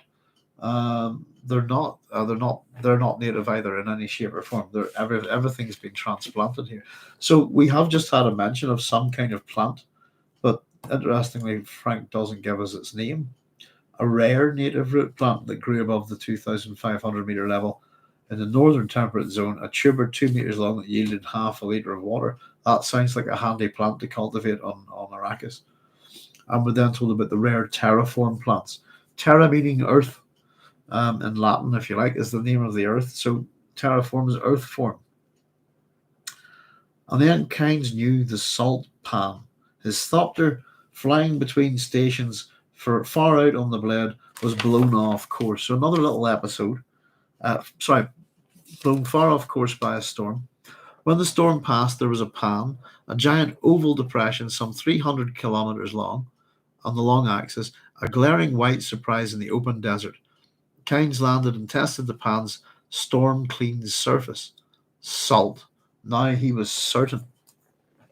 Certain of what? Here we go. There had once been open water on Arrakis. Once. He began to re-examine evidence of the dry wells where trickles of water had appeared and vanished, never to return. So we're going to get a fair amount of this ecological stuff coming here. But salt, yeah, in terms of responses to Dune, I believe there is a book called Salt, is one of them. And there's also a book called Grass. Rather interestingly enough. Now, Kynes set, we're told, newly trained Fremen limnologists to work Their chief clue was the leathery scraps of matter sometimes found with the spice mass below. So limnology is limna is the Greek for lake. So logia is, of course, the study. So you could argue it's the study of lakes, but it's that's what the word means. But it's the study of inland aquatic ecosystems. Terms coined by Francois Alphonse Forel, 1841 to 1912, another little scientist for us. So limnology, that was a new one for me. I did not know this word. I should have looked it up before. So limnologists are people who study inland aquatic ecosystems, from the Greek word for lake, limne, and logia for the word for study. So there you go. So he said these people to study these inland aquatic systems, if you like, with their, educating them, newly trained. Their chief clue is these leathery scraps of matter. What sometimes found with the spice mass below. What are they? So we're told that they had been ascribed to a fictional sand shroud, and I've highlighted that word fictional. And again, maybe who's telling this story? Of course, we know they're not fictional. It described a fictional sand shroud in Fremen stories, and I wonder, is that how Pardot looks at what he's being told? That just because the people, I would get from that they've told him stories about this beast. To the Fremen, they're true stories, but he has assumed that they're fictional, I think. You get things like this. We've had the ships that went missing, and the search for was it Northwest Passage? Was it the Erebus and the Terror? If anybody is familiar with the stories of those boats, but we've found both of them, I think, in recent years. The question is, where did they go, etc., etc. But there was anecdotal evidence from local people who saw the ships, and said that that's where they were. And it turns out that the ships were pretty much exactly where the people said they were, but they weren't believed.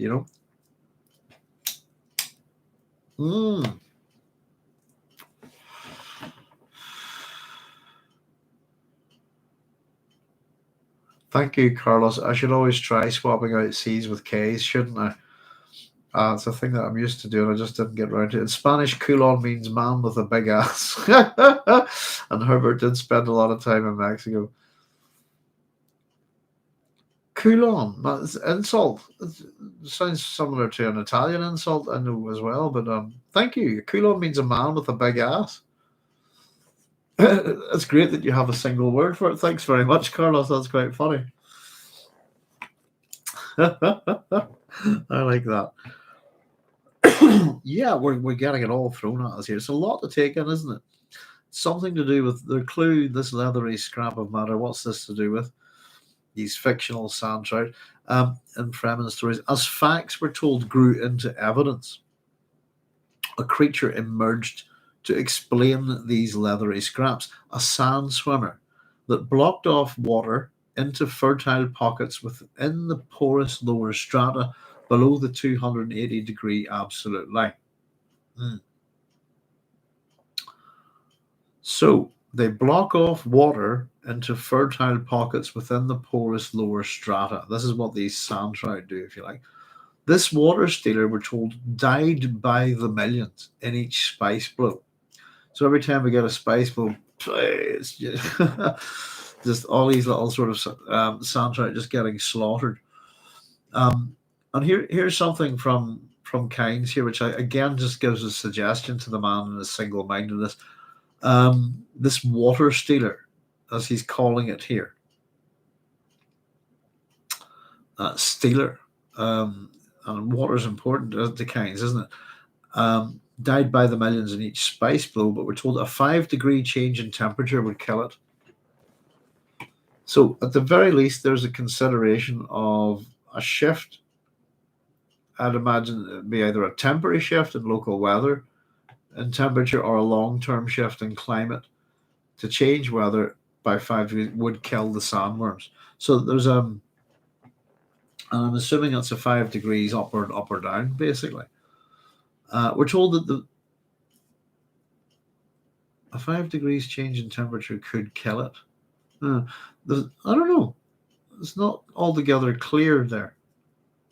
The few survivors, were told, entered a semi-dormant cyst hibernation to emerge in 6 years as small 3-meter-long sandworms. Of these, only a few avoided their larger brothers and the pre-spice water pockets to emerge into maturity as the giant Shai-Hulud. So the Shai-Hulud also is a bit slightly cannibalistic, isn't it? Let me just see if I can find this for you, folks. Where did you go?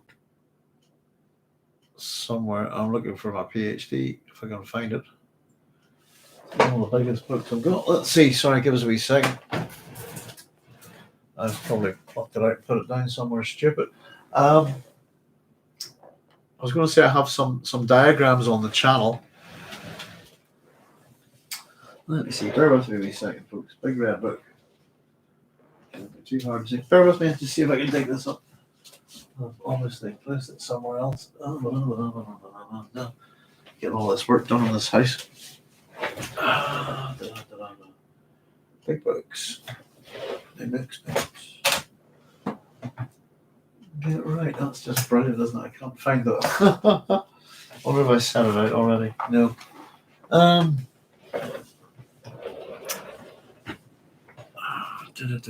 Not to worry, folks. We'll just go on with it. I'm sure I have a copy on the computer somewhere.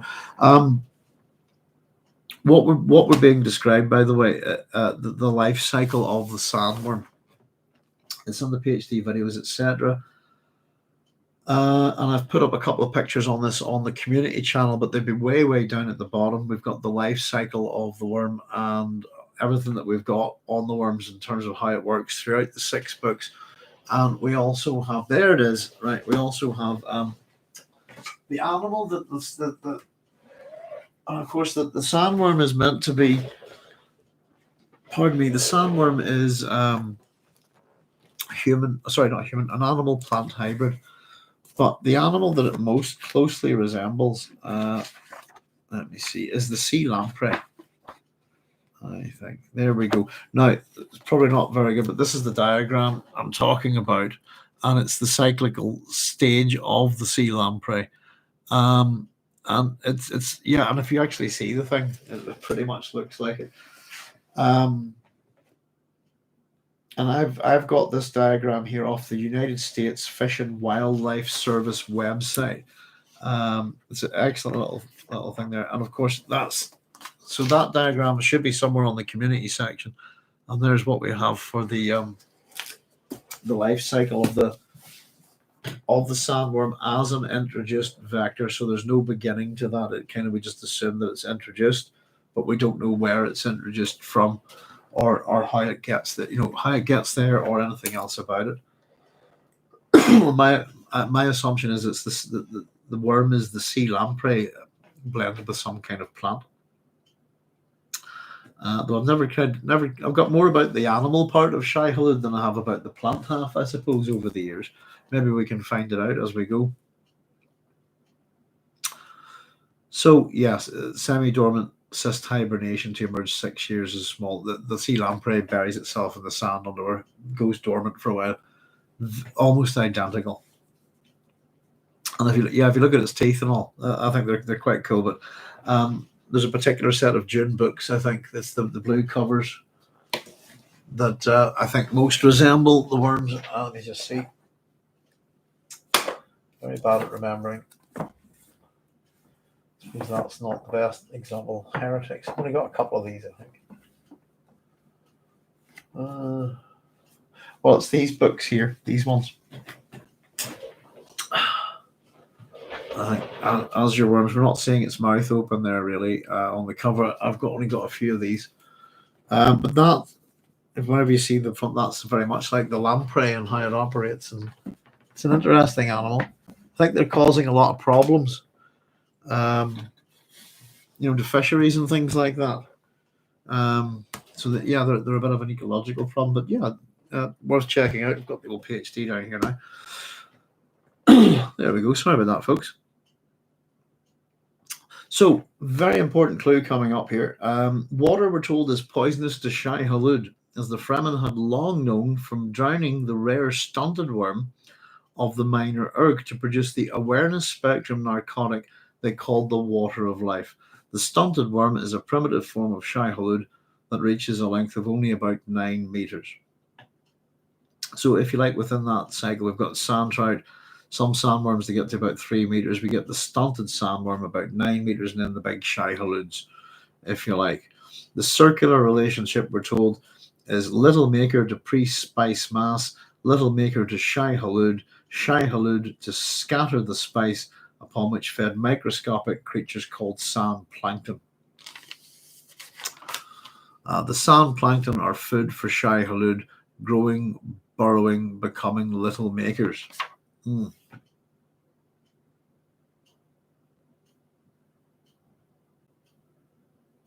There we go.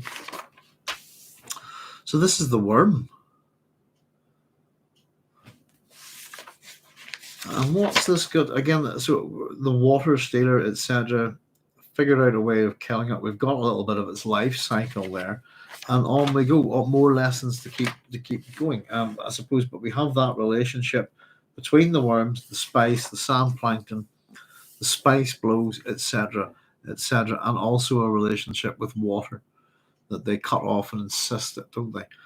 Kynes and his people were told then turned their attention from these great relationships, the big scale macro, if you like, and focus now on microecology. So first we're told the climate. The sand surface often reached temperatures of 344 to 350 degrees absolute. So if we want to know how hot it is on Arrakis, sand temperatures, that is 70.85 degrees centigrade to 76.85 degrees centigrade. So pretty hot. A foot below ground, it might be 55 degrees cooler. So you'd want to be underground, wouldn't you? A foot above ground can be 25 degrees cooler. Leaves or black shade could produce another 18 degrees of cooling. So 70 degrees to 76 degrees like that. These are temperatures that humans wouldn't be able to survive long in, would they? Much rather be in the shade. Next, we're told is the nutrients. So that's first the climate, then the nutrients. Sand of Arrakis is mostly a product of worm digestion, we're told. Dust, which is a truly omnipresent problem there, is produced by the constant surface creep, the saltation movement of sand.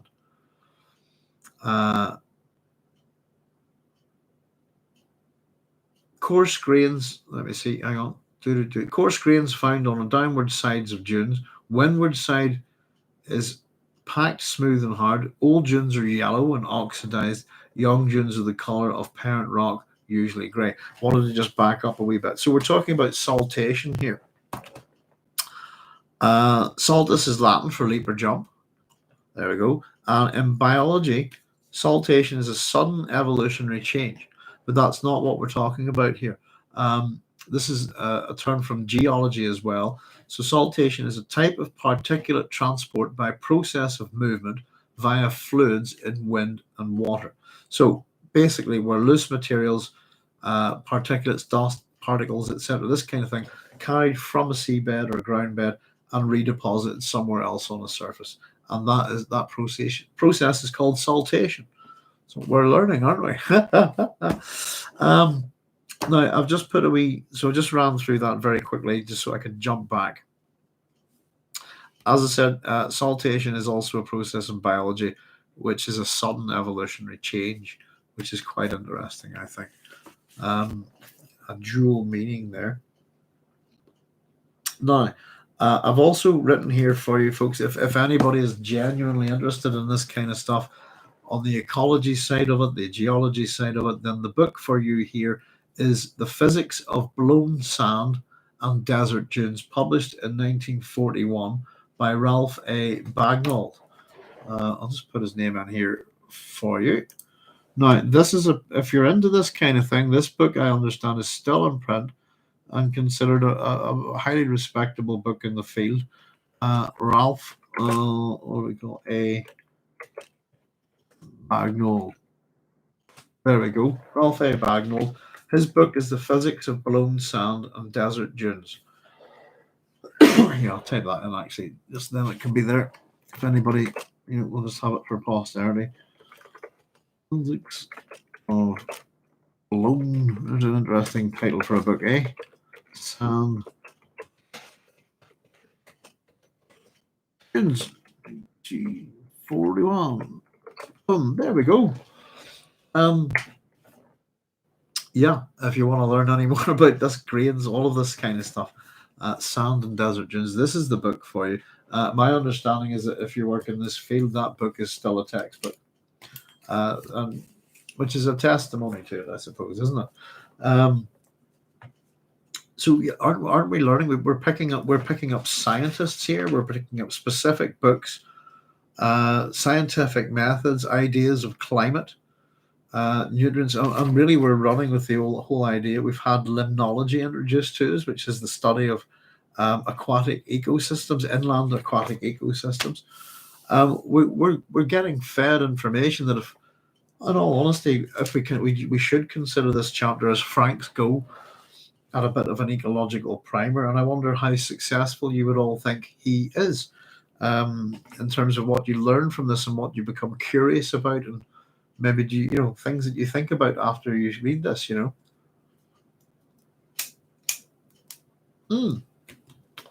There's Ryan the Scar saying, "Hey all, better late than never." Absolutely, Ryan. Thanks very much for joining us. We're just running through this little adventure of Pardot Kynes. We're trying to cover some of these kind of scientific terms here. We're told about the first plantation areas here. Downward sides of dunes would provide the first plantation areas.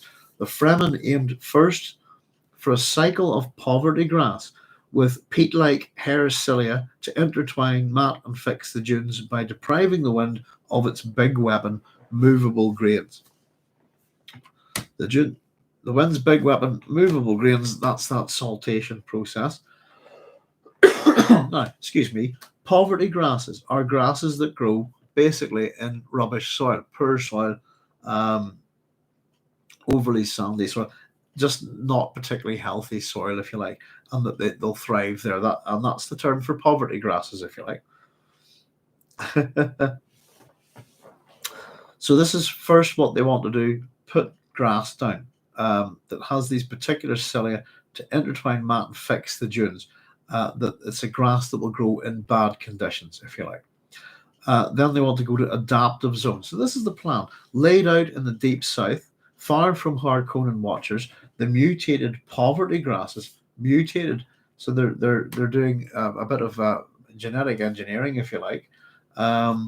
Mutated poverty grasses were planted first along the downwind slip face of the chosen dunes that stood across the path of the prevailing westerlies, which are winds. Now, with downward face anchored, windward face grew higher and higher, and grass was moved to keep pace. Giant sifts were told, which are long dunes with sinuous crest of more than 1,500 meters height, produced this way.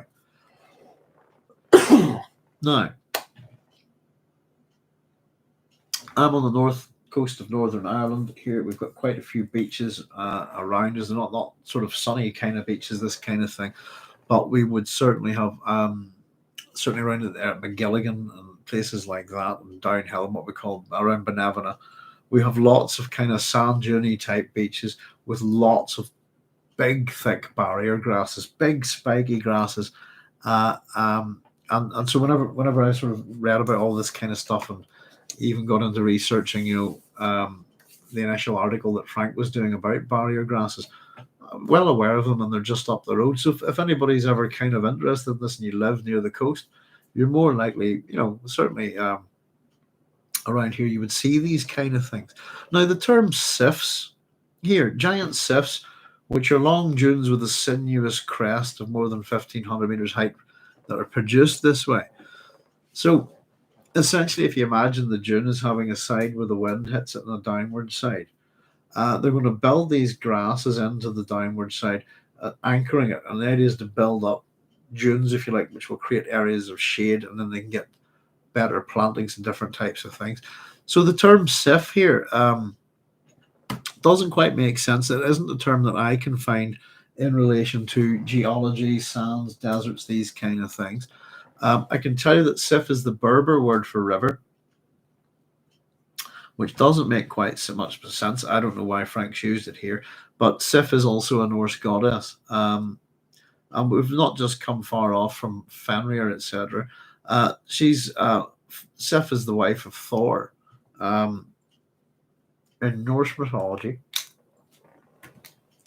excuse me, and I would, the only thing that I could figure out here is that she's famous for her long, lustrous golden hair, long dunes with sinuous crest, that kind of thing. I thought it was maybe just him being a little bit metaphorical here, this kind of thing. There's Jude's local there. That's marron grass, as the National Trust told me. Very good. Is that what we've got up around here? I think there's yeah, beach grass, marron, European marron grass. Yes, indeed. Amophilia. There we are. Genus of flowering plants. Yeah, picture looks like it could be easily downhill there. So yeah, plants that can, Amophilia grass is widely known as examples of xerophytes, plants that can withstand dry conditions. Despite their occurrence on seacoast, Amophilia grasses are not particularly tolerant of saline soils. They can tolerate a salinity of about 15 G at 1.5%, which makes them moderate halophyte. If you start to get into this, you can almost, I'm a way to train to be an ecologist. It's fascinating. But definitely stuff that I would recognize up the coast. So we're not in any kind of desert environment here by any means, quite the opposite. Thanks, Jude. The National Trust, I'm not a fan. I have to say, I'm not a fan of the National Trust owning property all over Northern Ireland. I don't like it at all. I got married up in Muad'Dib Temple. I have to pay for the right to walk into the place, but I used to walk all over there when I was a kid for free, and it was always kept clean. I think the argument that the National Trust like to come in is to say that we've cleaned up the place and it was all dirty beforehand, and it's simply a lie. It's not true at all, but particularly the Downhill Beach and so on, not Downhill, what do you call it, Portstewart Strand and stuff like that. They've taken over. The beach was a lot cleaner before they arrived. I can say that, I agree. We have no national parks because National Trust are their nationality is English. They're an English organization buying up land in other people's country, and that's the way I look at it. And they should hand it all back. And yes, we could perfectly have a Northern Irish Trust or an Irish Trust, but the National Trust isn't, and I don't like them.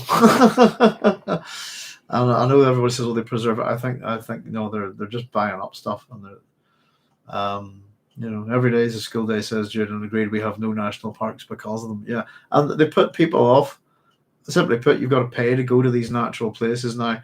I've been poor for a chunk of my life, and it's nice to go and walk in the countryside and go to places like this that are free. And now you have an English company telling you that you can't walk in Ireland without paying them. I find it offensive and on every level. But there you go. Reachers. Business people. That's it. That's all I'll say. They're business people. It's business. Same as the universities these days.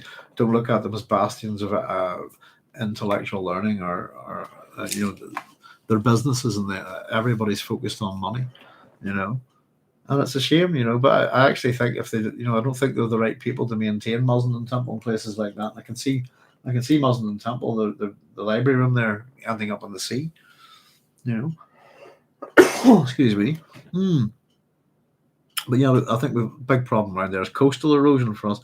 We've at the minute, folks, we've got a couple of major environmental problems in Northern Ireland. I'll maybe have a wee chat with them as we go. But we have this blue-green cyano algae.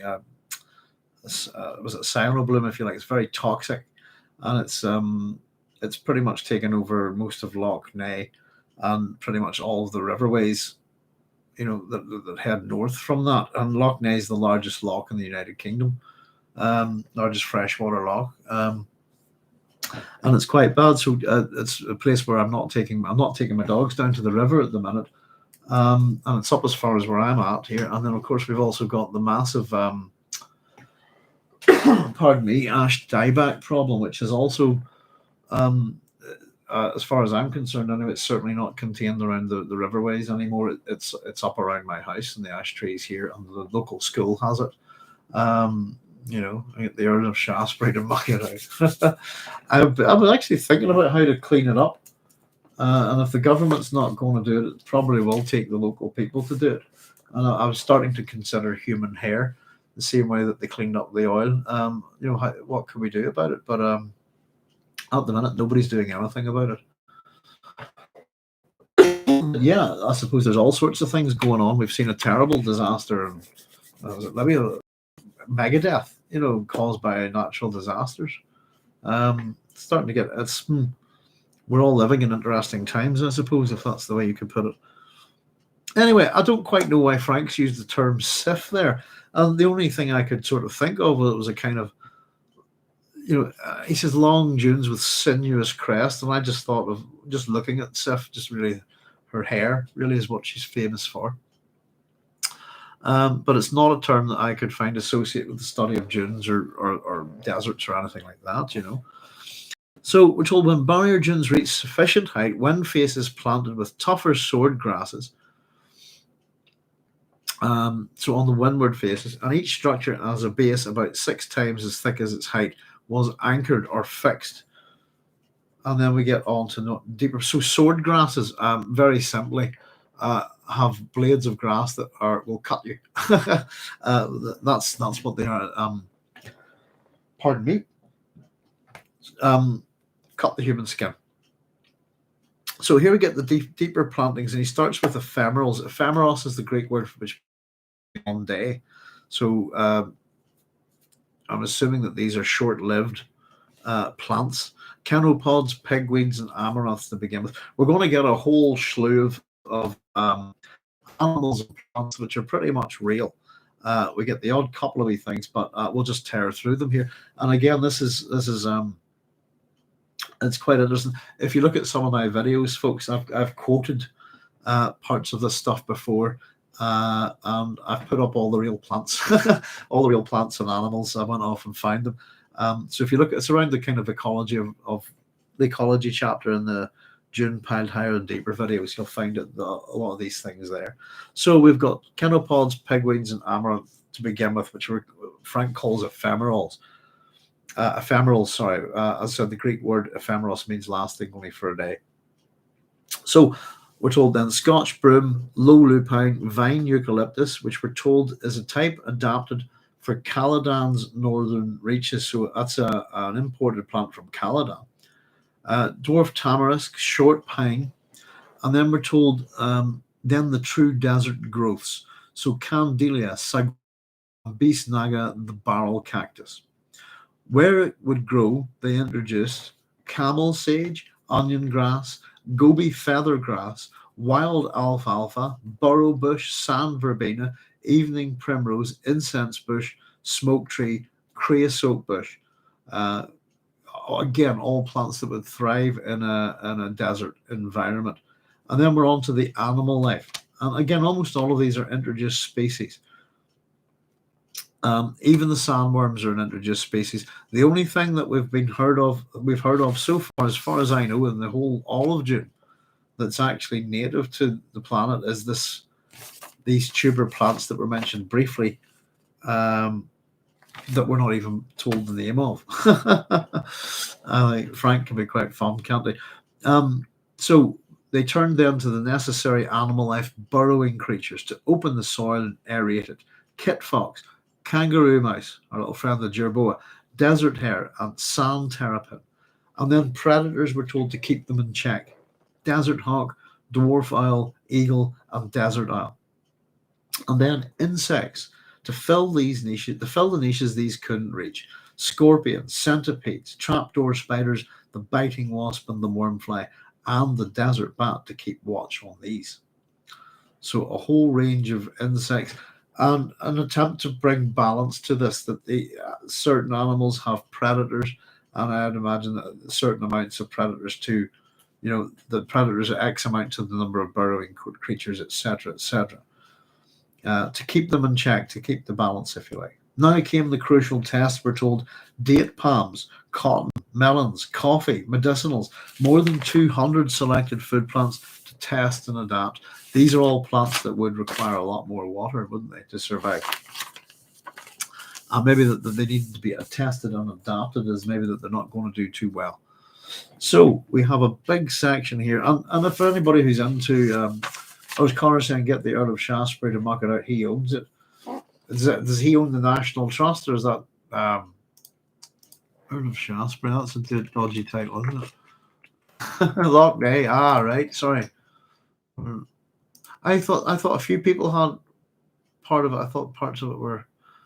Who has it?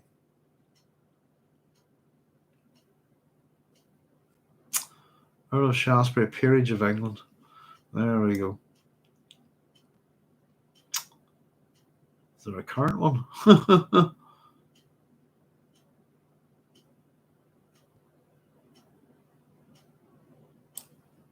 Oh, I did not know that, Connor. Thank you. He owns Loch Ney. Ridiculous. Just stupid, isn't it? Simple-minded question, says Cynthia. Where did Kynes get these plants and animals? Did the Imperium have gene banks for these things? How could he have done this without others noticing? Nothing simple about it. It's a good question, Cynthia. Where do they come from? I'm assuming they're imported. We can only assume that that's via the guild, and by transport that they must come from other worlds. They're all Earth plants, but Earth is gone. Earth animals and plants. But we can maybe just assume that all of these other worlds of the Imperium have been either terraformed or colonized or occupied in some shape or form. And who knows? We just have to assume that they're still alive. It is interesting. We've got something that's been adapted for Caladan. Rather than something that comes from Caladan specific type, adapted for Caladan's northern reaches as a vine eucalyptus. So they probably just shipped them. I don't know. You never quite get the sense of what does the Emperor want an imperial planetologist to do. Is it just keep an eye on the planet, make sure everything works? We never really get a sense of what he's about, except that he has his own agenda and that he's got the job matches his agenda. Gene banks for these things, I don't know.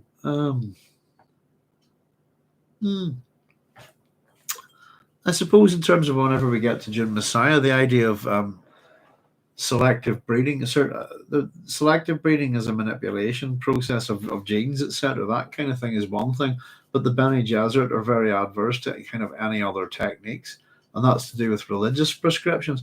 But those religious prescriptions are fundamentally aimed at mankind. So who is to say that these animals and plants may not be the result of things, seed banks or genetic engineering or cloning or anything like that?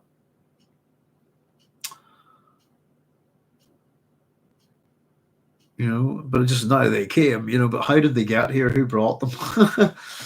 Etc., etc. And I imagine it would create quite a few holes in the story, to be honest, if we think about it. You'd want them to come in subtly and slowly, not I've got 500 palm trees and 20 I got 100 kangaroo mouses and 20 kit foxes and I've got 1,000 barrel cactuses for Mr. Kynes. Who's going to sign for this? It would certainly draw attention, wouldn't it? So we get a whole range of plants, different types of plants, and the reasons for them. And here we get this thing on systemic thinking, folks. Let's have a wee look at it. It says, a little bit insulting if you want, but let's just run with it. It says, the thing that the ecologically illiterate don't realize about an ecosystem is that it's a system. A system. A system maintains a certain fluid stability that can be destroyed by a misstep in just one niche. A system has order. a flowing from point to point. If something dams that flow, order collapses. The untrained might miss that collapse until it was too late. That's why the highest function of ecology is the understanding of consequences. Now, that's Frank misquoting Paul Bigelow Sears here. The actual quotation is the highest function of science. There we go. I'm wondering, did I ever actually bookmark it? But it's just to be very clear that these are not Frank Herbert's words in a way. As much as he's framing them within the story, those words, he's changed one word, if you see what I mean. And I find Frank guilty of doing this a lot. And in various discussions that, he certainly is willing to admit to sort of Sears. I've actually caught him. It's in my PhD somewhere. If you look at the footnotes, he says, "I don't know where I heard that quote from." And in the same book, he actually says he does. He kind of shoots himself in the foot by pretending I never knew where I heard it, and then he references the thing. So that's specifically the highest function of ecology is the understanding of consequences. Is Paul Bigelow Sears, but change the word ecology for science. There we go. So ecologically illiterate, okay, don't realize about an ecosystem as it's a system. Okay, so a system maintains a certain fluid stability that can be destroyed by a misstep in just one niche. This is absolutely true. We're having a chat with my wife about this, about how we use social services and all the different nurses, carers, doctors, all of the different aspects of it, and caring for my dad while he was dying, and how basically we went in and manipulated a system to the best of our ability to get my father what he needed, not what we wanted, but what he needed, if you see what I mean.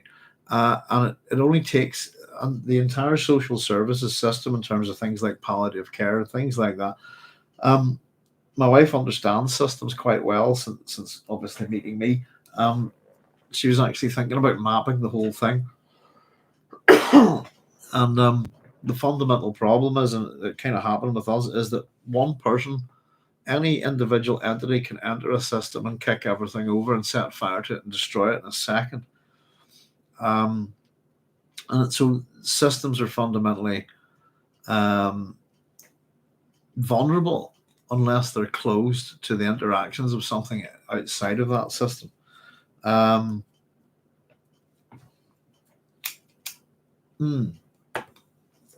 And it can be something simple.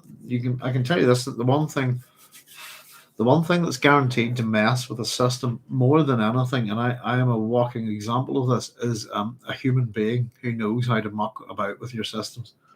And I've mucked around with the government here and taught local government, the housing executive, particularly spanked them very hard by manipulating their systems and knowing them and simply learning about them by interacting with them, and they have no idea what I did to them. And I don't get on well with my local government council at all. But I engage with them now and then, so as to probe the system. That they don't want to interact with me at all at the minute, because I can really mess with them quite badly. But it's simply one thing can wreck a system.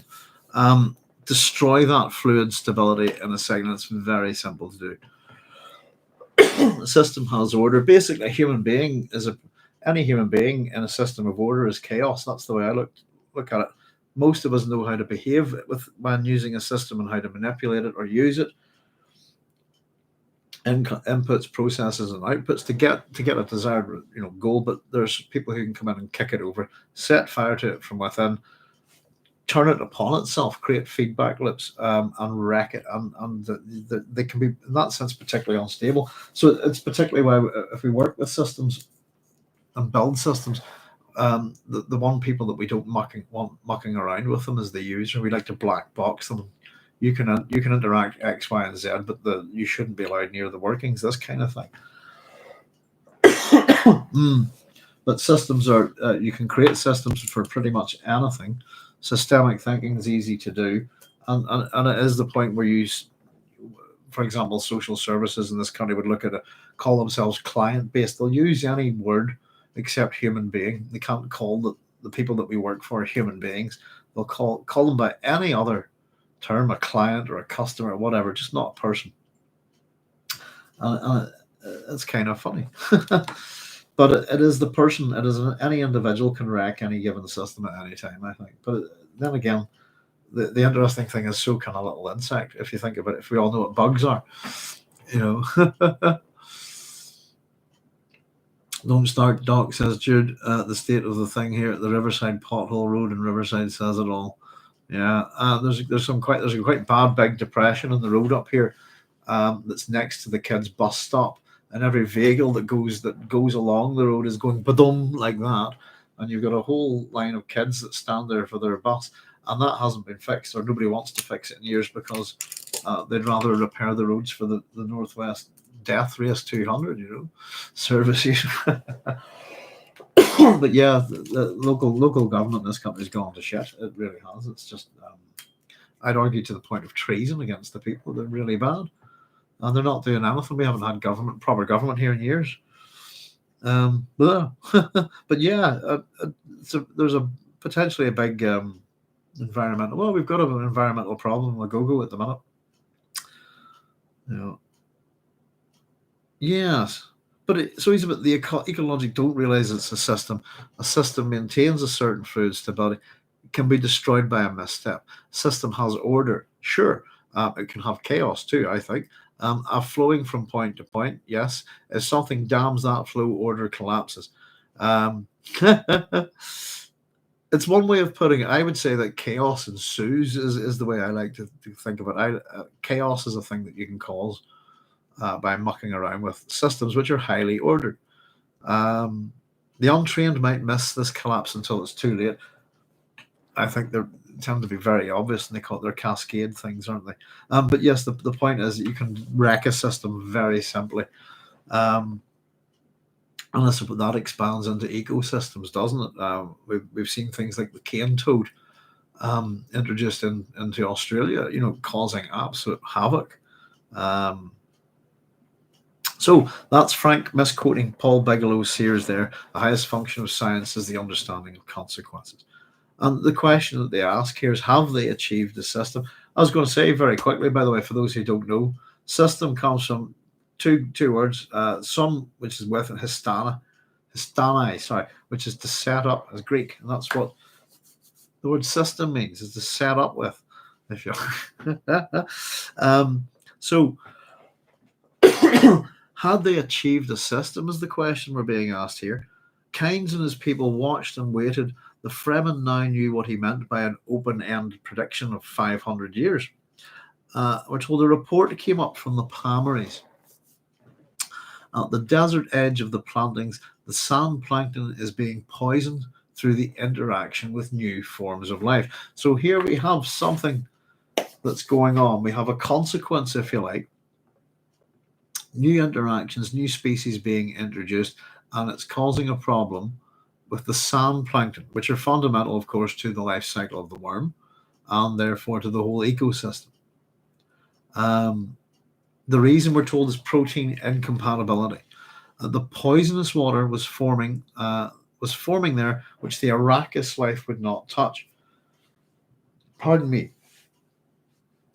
A barren zone surrounded the plantings. Even Shai-Hulud would not invade it. So as much as they're collecting water, all of these plants, etc., would require water. These plantings, these palmaries, there's a problem. And the poisonous water is forming where the Arrakis life would not touch. It's a problem for the indigenous life. And we're told a barren zone surrounded the plantings. Even Shai-Hulud would not invade it. A barren zone surrounded the plantings to take is a zone where none of the forms of Shai-Hulud will go. None of the various iterations of its life cycle will avoid these completely. So Kynes, we're told, went down, another little trip for Kynes, another little adventure, went down to the Palmaries himself, a 20-thumper trip. And we're told in a palanquin, like a wounded man or reverend mother, because he never became a sand rider. And I thought that's quite interesting. Why? And I've written next that, okay, why tell us this? From the narrator's point of view, who is telling us this story?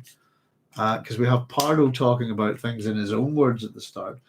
But why tell us this? So he's not a sandwriter. He never becomes a sandwriter. He's not a Fremen, is what that statement means.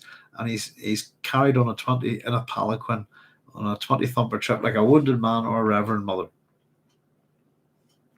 So it's good to know that the Fremen don't really leave their wounded behind, do they? It's just the blind, isn't it? So he tested the Baron Zone, we're told, and it says it stank to heaven, and came up with a bonus, a gift from Arrakis, gift from the planet. So here we go. What is it? What little present makes Pardot happy? So we're told it's the addition of sulfur and fixed nitrogen that converted the Baron Zone to a rich plant bed for terraform life. The plantings could be advanced at will. Excellent. So extra sulfur and fixed nitrogen converts these barren zones that the worms won't go into a rich plant bed for terraform life.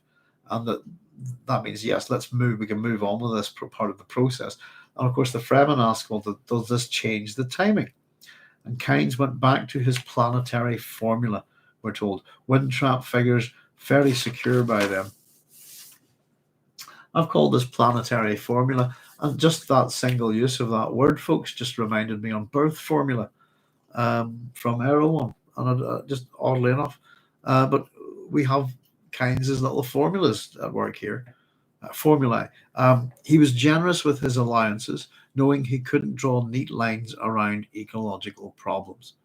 So a certain amount of plant cover had to be set aside to hold dunes in place, a certain amount for foodstuffs, both human and animal, a certain amount to lock moisture into root systems and to feed water out into the surrounding and parched areas.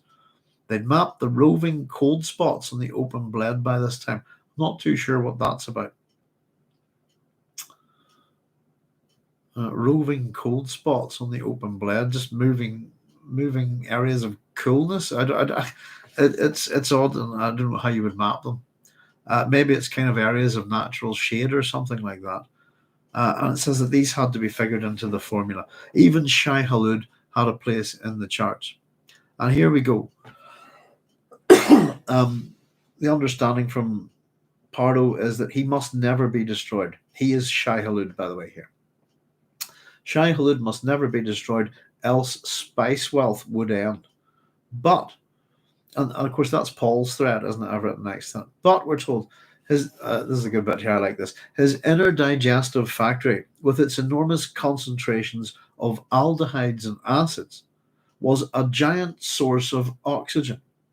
A medium worm, we're told, 200 meters long or so, discharged into the atmosphere as much oxygen as 10 square kilometers of green-growing photosynthesis surface.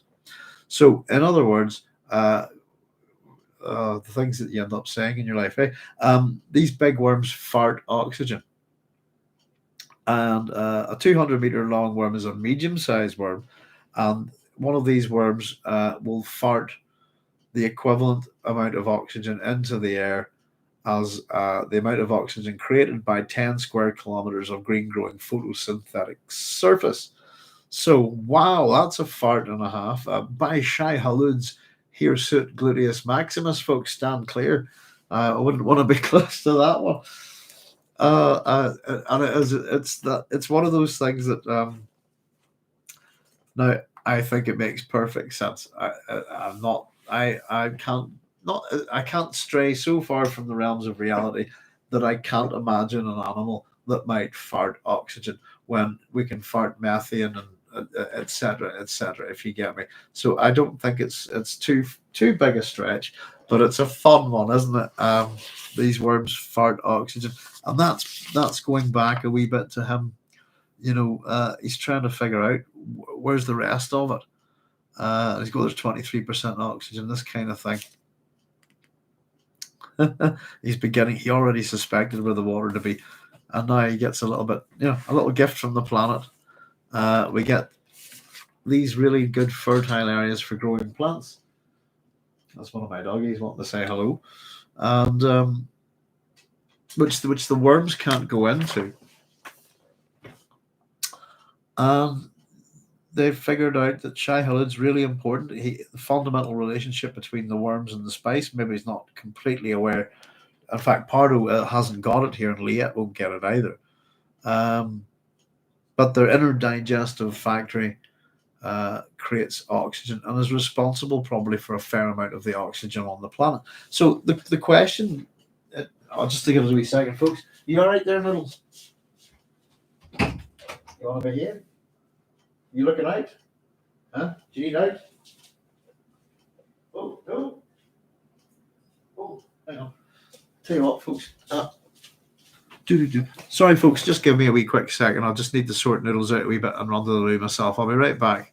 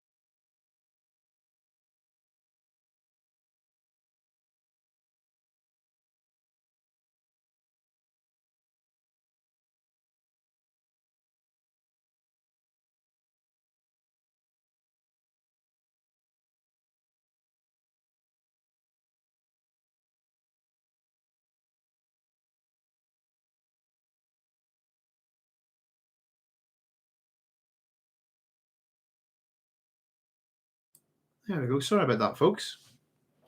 Let's see the doggies right at the back there. Consequence, and you could work out their population with those numbers. And simply saying perhaps the sulfur and fixed nitrogen is a nod to the Haber-Bosch process. Ah.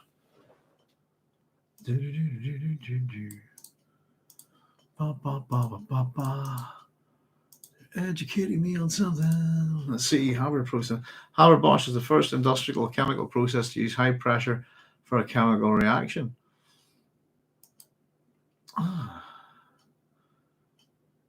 Is the main industrial procedure for the production of ammonia. Fritz Haber and Karl Bosch. Developed in the first decade of the 20th century, the process converts atmospheric nitrogen to ammonia by a reaction with hydrogen using a metal catalyst under high temperatures and pressures. The reaction is slightly exothermic, meaning that the reaction is favored at lower temperatures and higher pressures. It decreases entropy, complicating the process.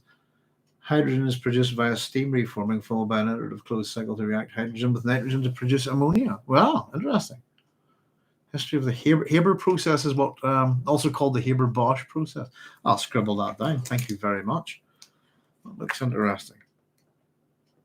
Sometimes figure out what I'm always certain that there's more hidden within this ecological stuff than I'm aware of. To be honest with you, but yes, that worms fart oxygen. There was somebody that I think I might have quoted them. I can't remember, but it was the fact that worms fart oxygen was something that I think really put them off the book. And it never bothered me that much. Thanks, Cynthia. Sulfur, yeah, it's something similar. Yeah, I'd say so. Jude McFerrin, does it give a timeline of that produce? Not really. there's no real timeline for we've kind of get, I suppose, with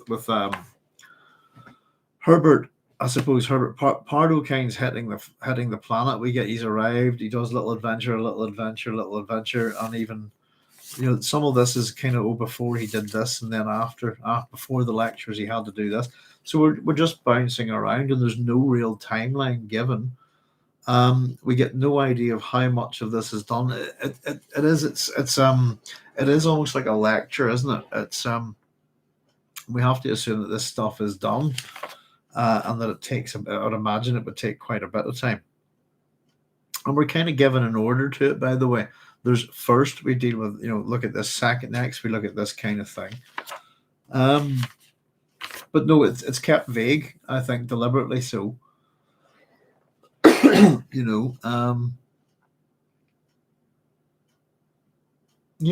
I would say quite a bit of it's kept vague, but there's enough.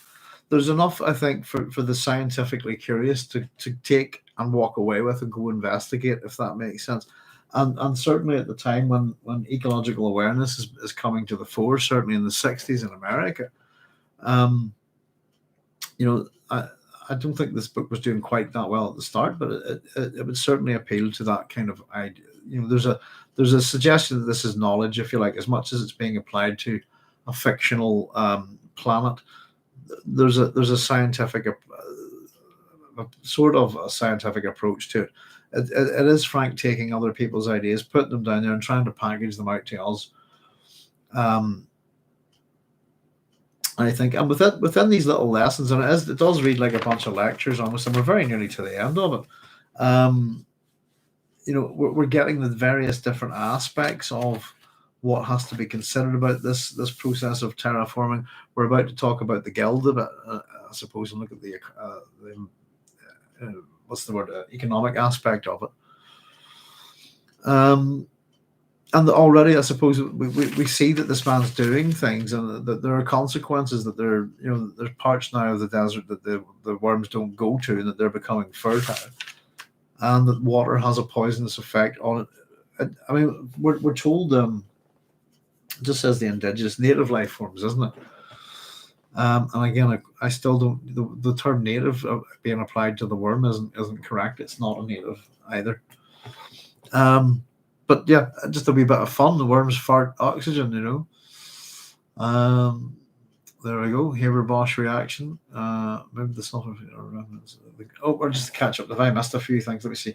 Give me a timeline of that project. No. Maybe the sulfur and fixed nitrogen are remnants of the original fauna. That's a good. What? Yeah. Where do the worms come from, and what do you get that the planet used to not be like this, and that the worms have done this to the planet? Why, I suppose, is always the question. Ryan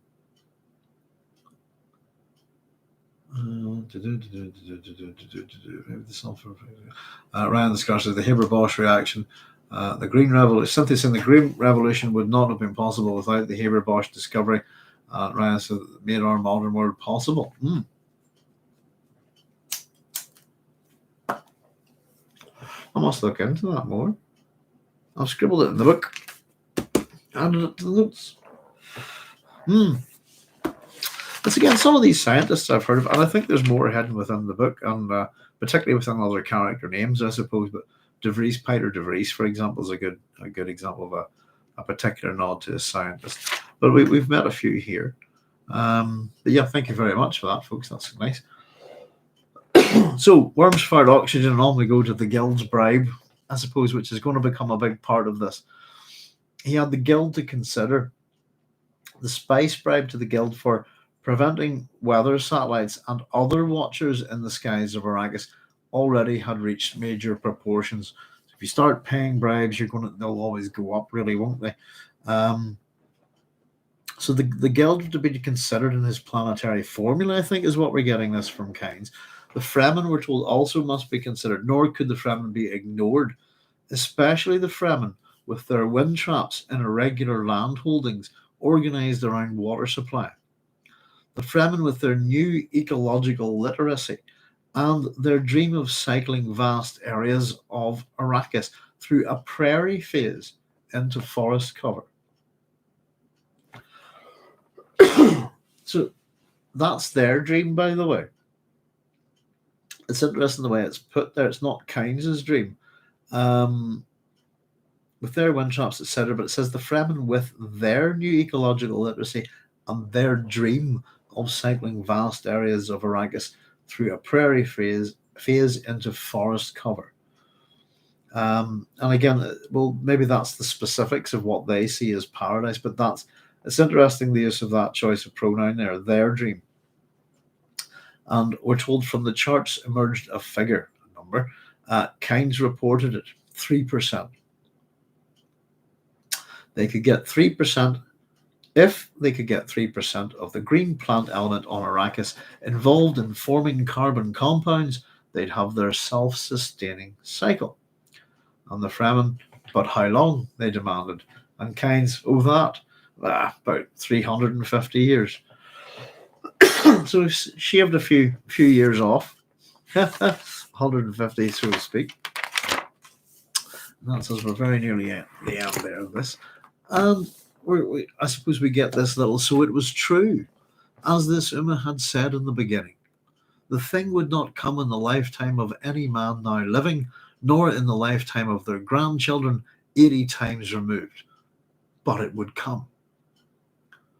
The work continued, building, planting, digging, training the children. Then Kynes the Uma was killed in the cave-in at Plaster Basin.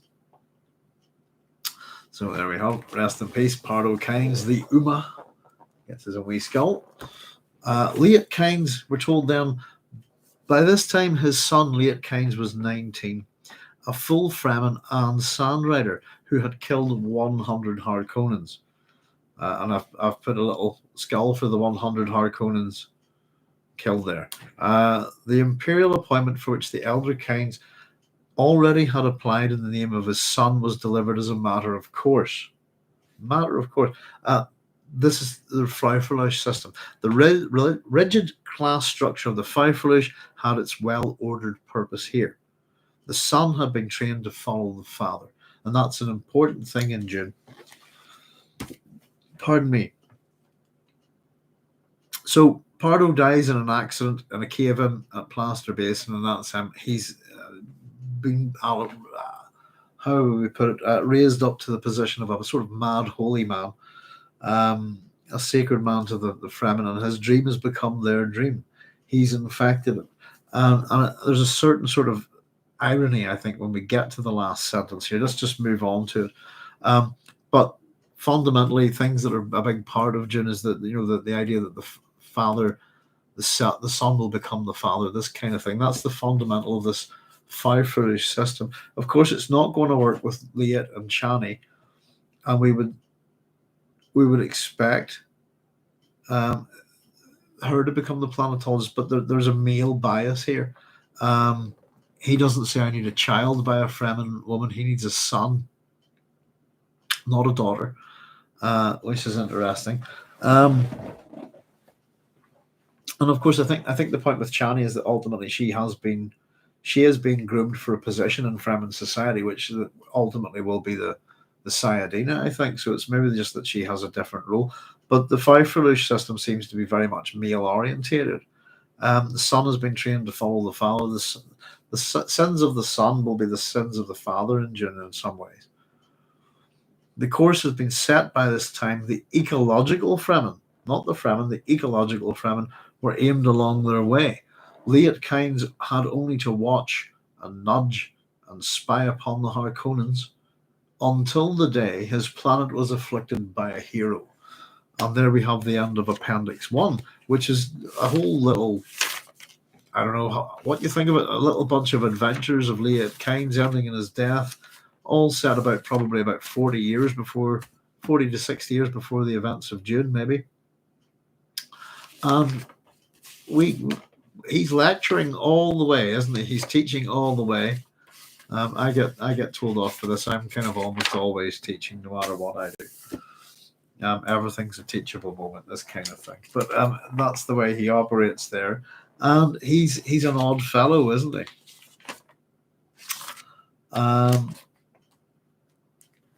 Kynes and Pardot Kynes in particular, what Pardot and Liet represent is Western man's attitudes to things like ecology, to native peoples, to systems, and to systemic thinking. Everything that this man does, this is the beginning of this is the fundamental thing. I think this is a prologue for us. What Pardot does here is the beginning of the end of the Fremen. Pardot Kynes, Liet Kynes, the way they run the planetologist stream is the thing that really destroys the Fremen, I think.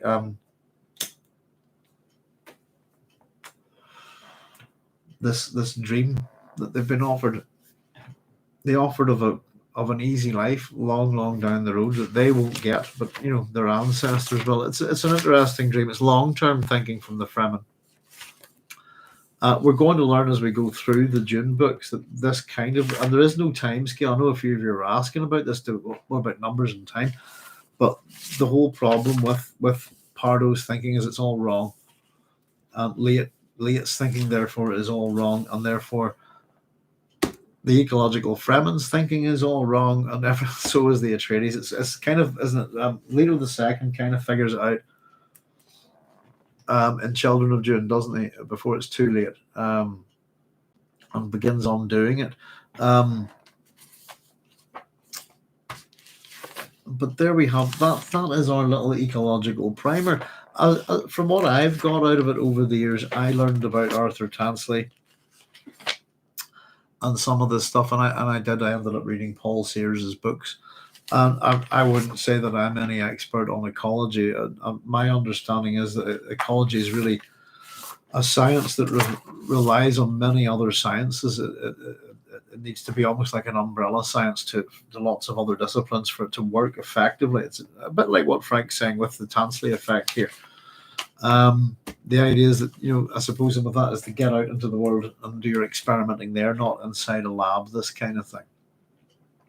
A lot of what Frank says here, by the way, about sand dunes, all of this stuff it's real. It's all bang on. So we are, we are learning as we go. There are people who have criticized this, a lot of this stuff, going, it's not scientifically super accurate.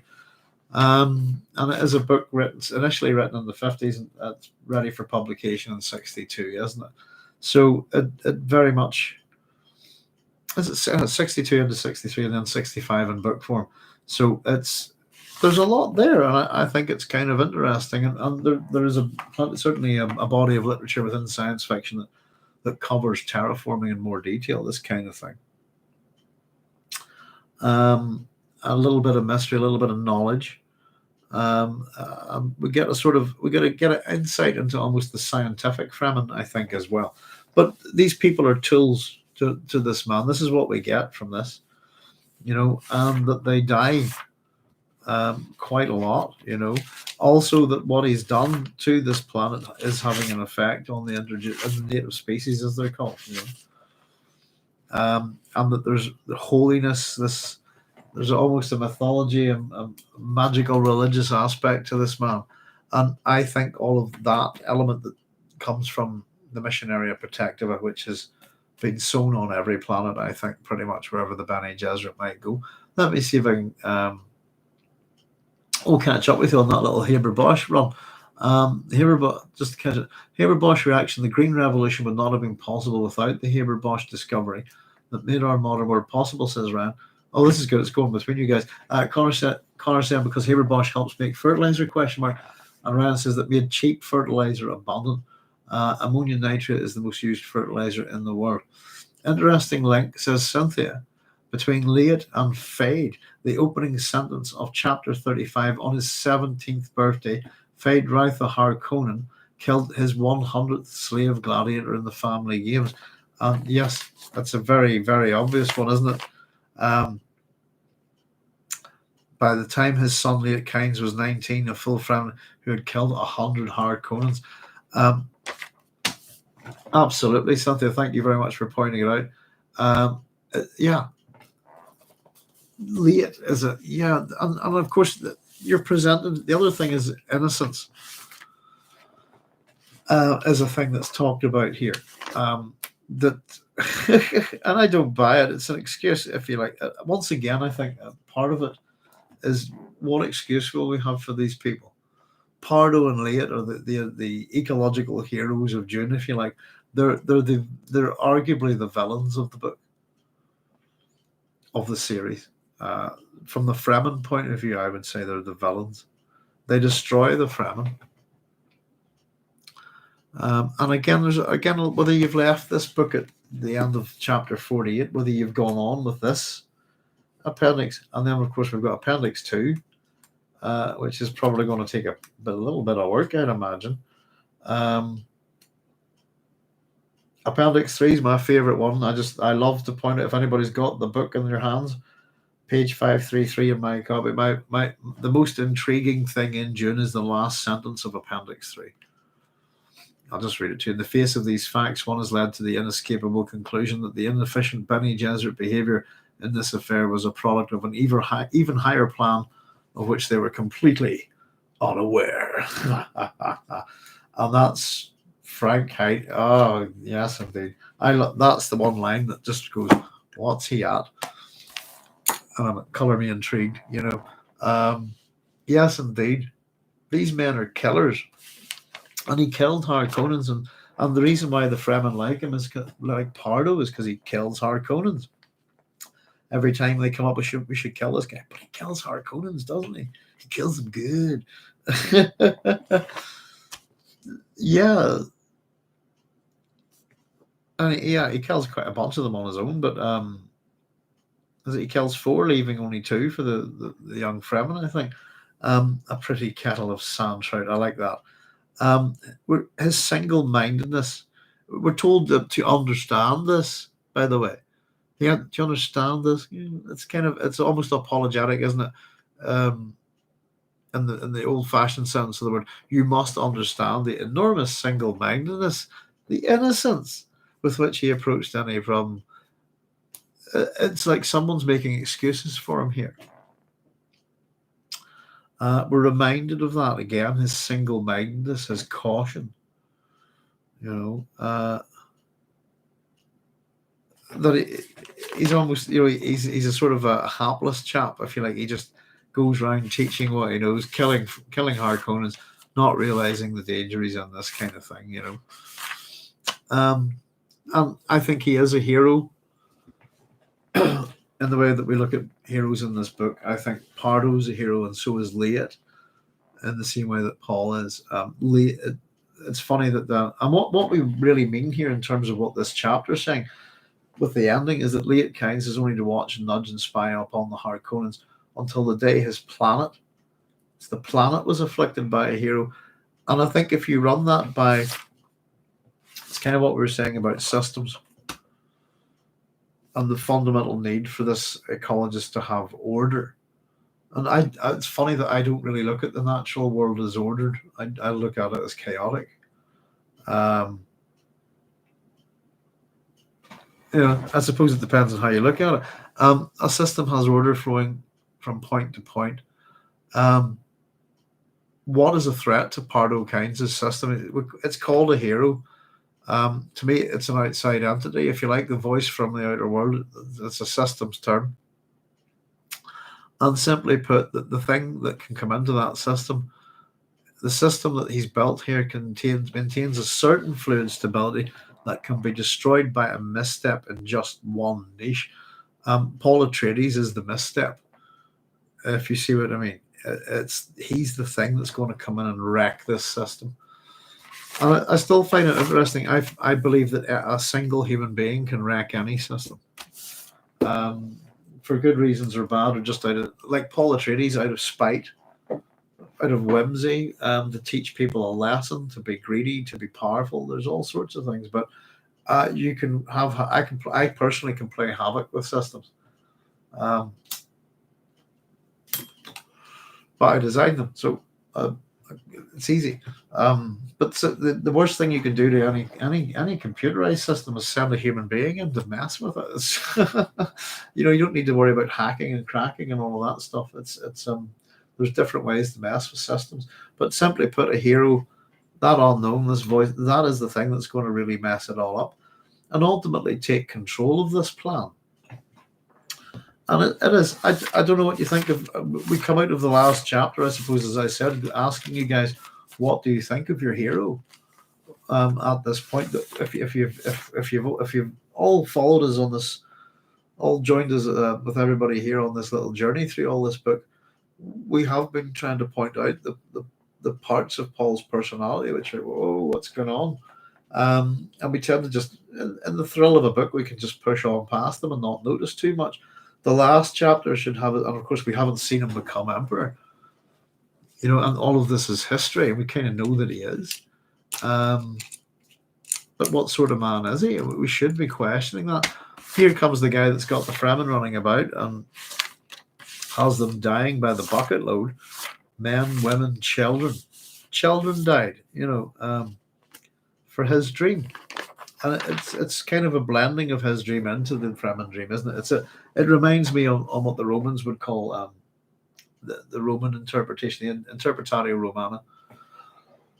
And interestingly enough, if you know that, a lot of people think the Romans went about conquering by sending their legions everywhere and beating everybody up. This very much this kind of Asterix the Gaul kind of thing. And it's absolutely not true. And they do plenty of fighting and things like that, but the Romans are quite smart about how they conquer people.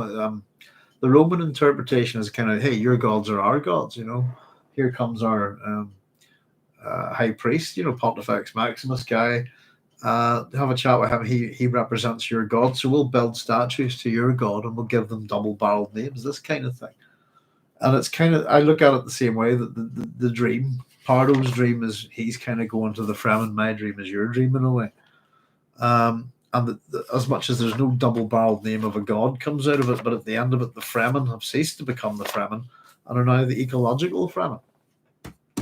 They have a hyphenated name, if you see, they've been transformed. And this, yes, Kynes' work, his life here with the Fremen, his dream, his ability to make things happen as an agent of the Imperium, which we kind of question, has put the Fremen firmly on this ecological goal. And I think, as somebody pointed out there, we get the sense in the book that the Fremen have been at this for a long, long time. They've got a time scale of about 350 to 500 years.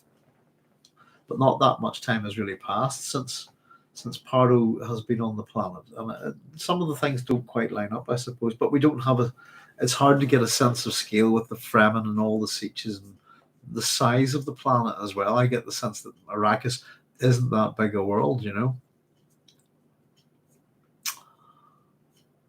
The vagueness of Jude saying, but the vagueness of the last sentence is criminal.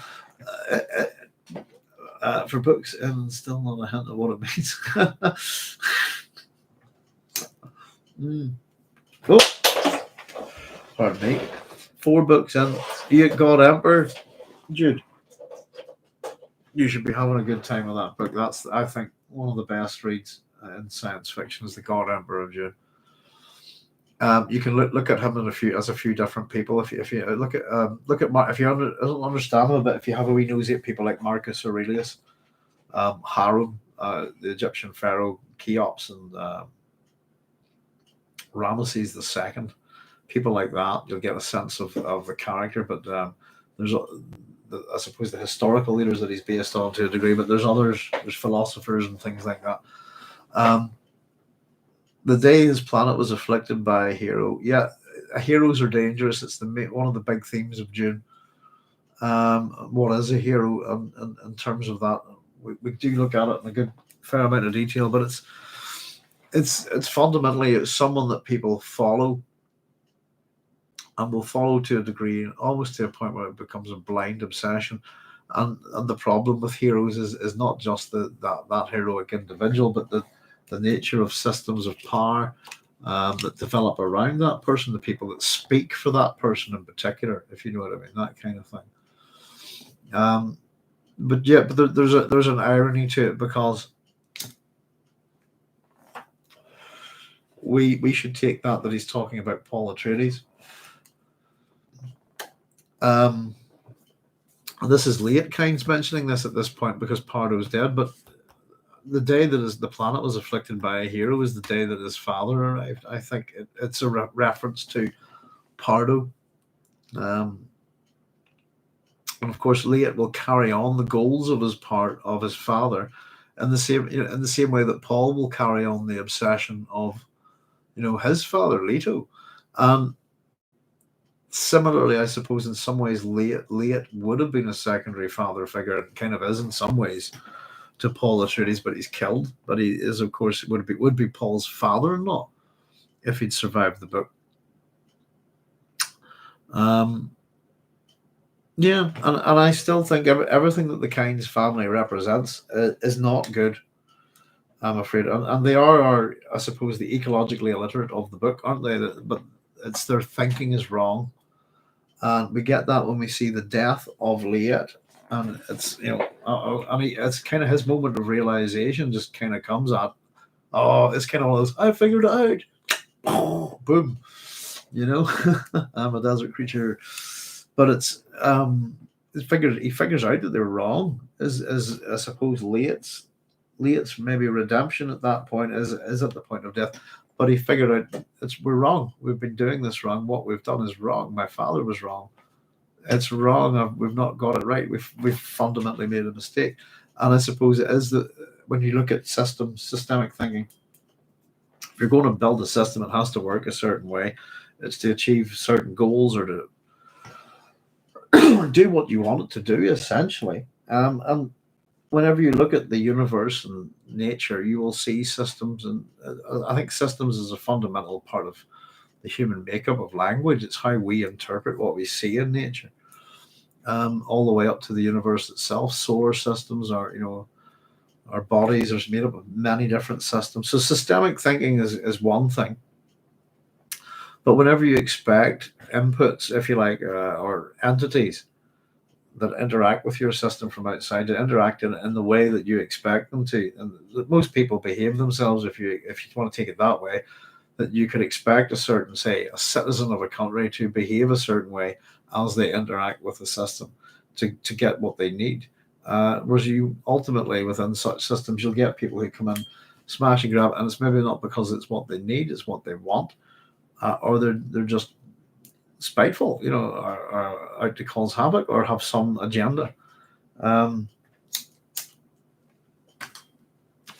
particularly the nature of bureaucratic systems is that you can tie them up with money and you can put people in rooms and cost governments a lot of money.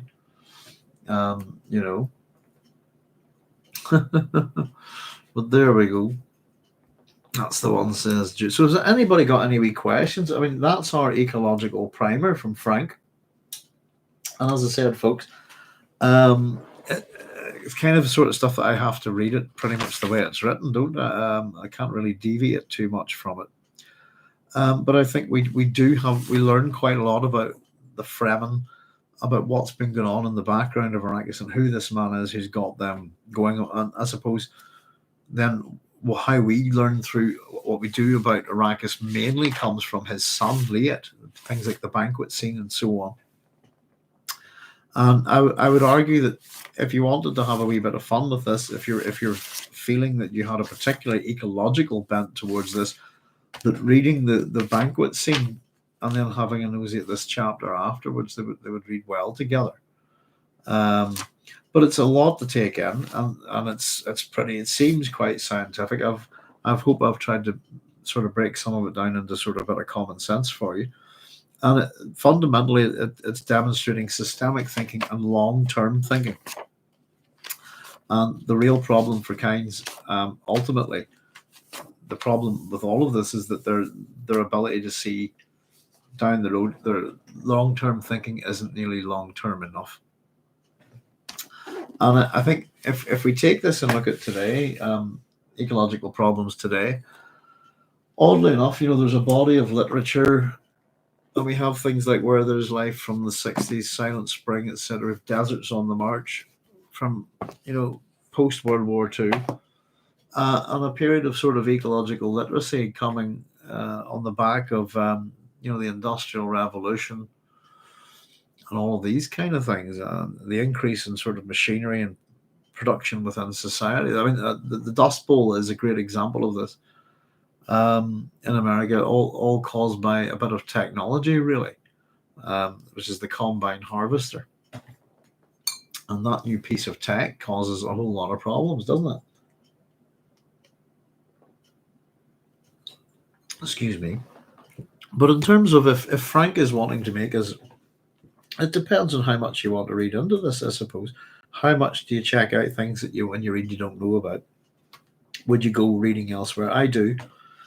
And I find it's a fascinating. We argued we didn't argue. I suppose we had a wee bit of a struggle all the way back at the very start of the book club. The question that we wanted to ask ourselves, well, we decided not to do it, was that should we begin with Appendix I? Should we read Appendix I first? Because it is essentially a prologue. And it's a funny little thing, isn't it? I think it's a little mini adventure.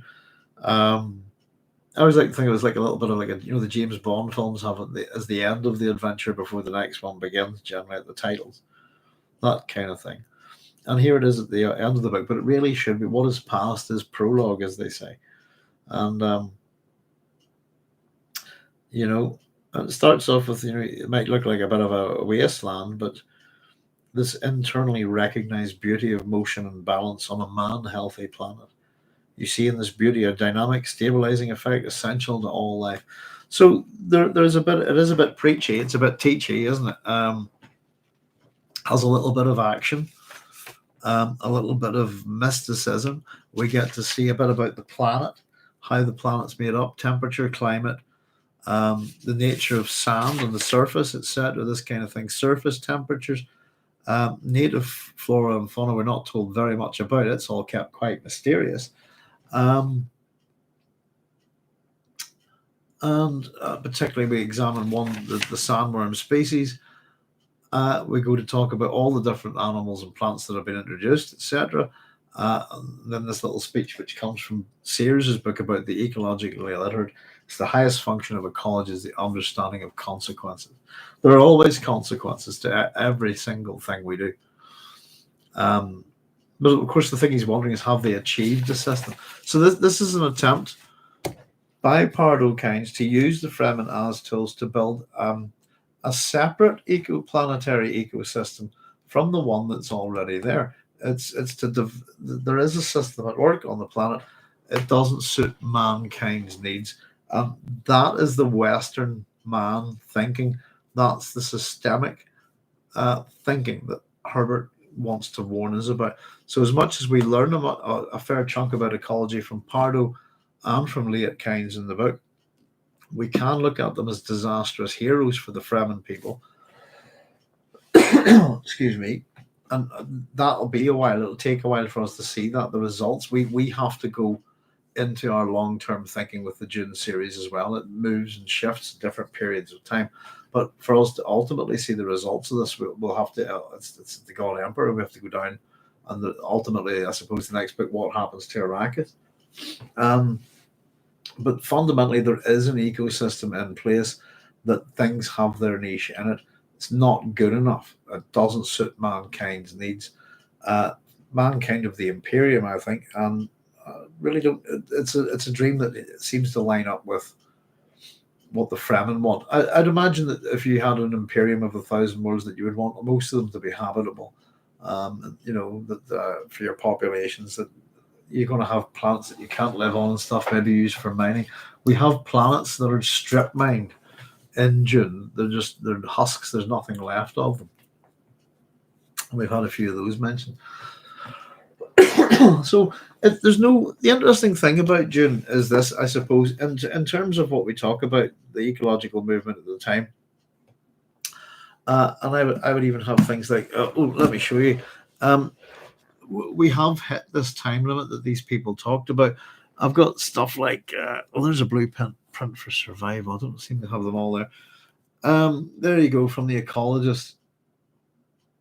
Blueprint for survival. I've got some stuff at the Club of Rome here somewhere. And it's these kind of ecological, they're apocalyptic in tone. That's the way I would describe it. And it's the same for things like Rachel Carson's Silent Spring. Nightmaringly convincing. After reading it, nothing seems quite the same anymore. There we go. And this is published in 1972. The warning is 50 years from now. Hello, that was last year. A lot of this stuff is kind of apocalyptic.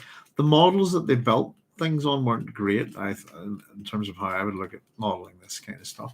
But it's interesting that I think that the apocalyptic tone, there is something apocalyptic, obviously, about Dune, the whole Kralazek thing, but the apocalyptic tone doesn't apply in terms of what we learned from the ecology here. We have to go a few books in to see the harm. And instead, what you've got is what you have with Pardot Kynes is a character who's presenting ecological solutions to ecological problems, rather than where a lot of these books from that period, you get a lot of science fiction that's ecological disasters. It's the end of the world's being taken over by this kind of plant or by this kind of crystal or by this kind of parasite or insect, whatever, and it's always very doom and gloom. It's very apocalyptic, means, as we know, hidden. It doesn't mean end of the world type stuff, really. If you want its true meaning, it means something that's hidden. But a lot of it is kind of doesn't present. We're all doomed, but isn't there anything we can do? And none of them really go, well, yeah, there is. Dune isn't doing that doom and gloom here with its ecological primer, if you like, and instead it presents quite a sort of positive attitude towards ecology, that you can transform things, that things take time, etc., etc. But we're going to find out ultimately. I suppose the will to change a planet, the will to manipulate it and do things like that's one thing. Involves changing the people. But I think what we're seeing is the good intent here. It's not apocalyptic. We'll understand why as much as what we're seeing is Western civilization's attitudes to this kind of thing of power and control over indigenous peoples and how you operate within ecological systems, if you like. Ecology is a problem in the first major story of mankind. It's a problem in the Epic of Gilgamesh. Gilgamesh himself has deforested the area around Uruk. So what I was trying to say, and probably a rather long-winded thing, is that it doesn't present a doom and gloom approach to ecology and to what's happening in the world. It presents you with a science fiction realized world where ecology is, in almost all ways, is presented as a positive thing. What we're ultimately going to be told, what the real problem with it is that level of there are always consequences, is that the thinking isn't really long-term enough, and that mankind really does need to think much, much further down the road in terms of our planet and how we live on it and how we survive it. So that's what I think sets Dune a little bit aside from the popular books that I would say that look at ecological problems in the 60s, things like Silent Spring. And of course, you get a much more scientific approach to these kind of books that aren't really, they're not doom and gloom. It's about life and survival. Granted, the need for the thing on the back of this book, with where there is life, ecology concerns itself with the conditions necessary for human survival: the need for water, air that man can breathe, land that will serve its highest function, the intricate patterns of man, land, and culture.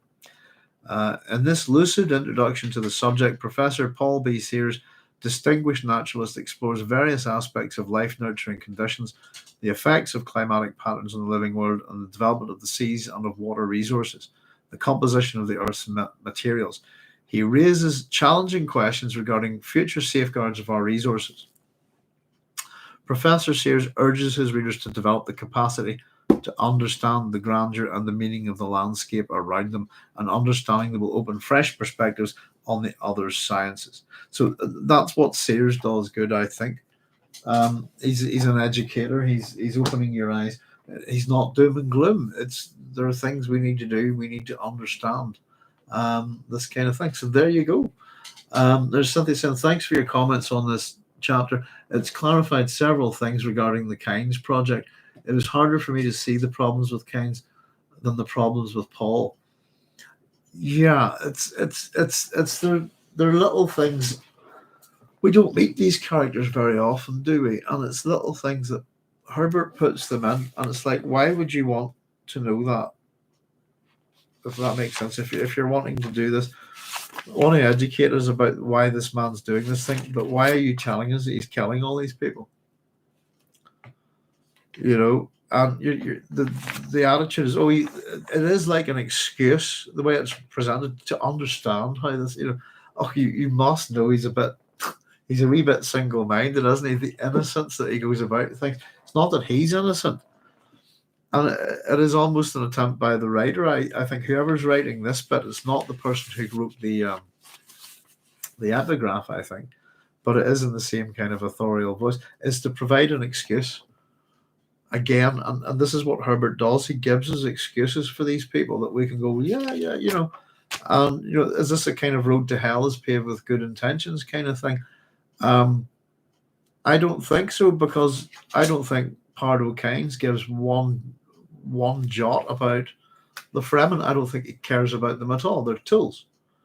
And he manipulates them and uses them.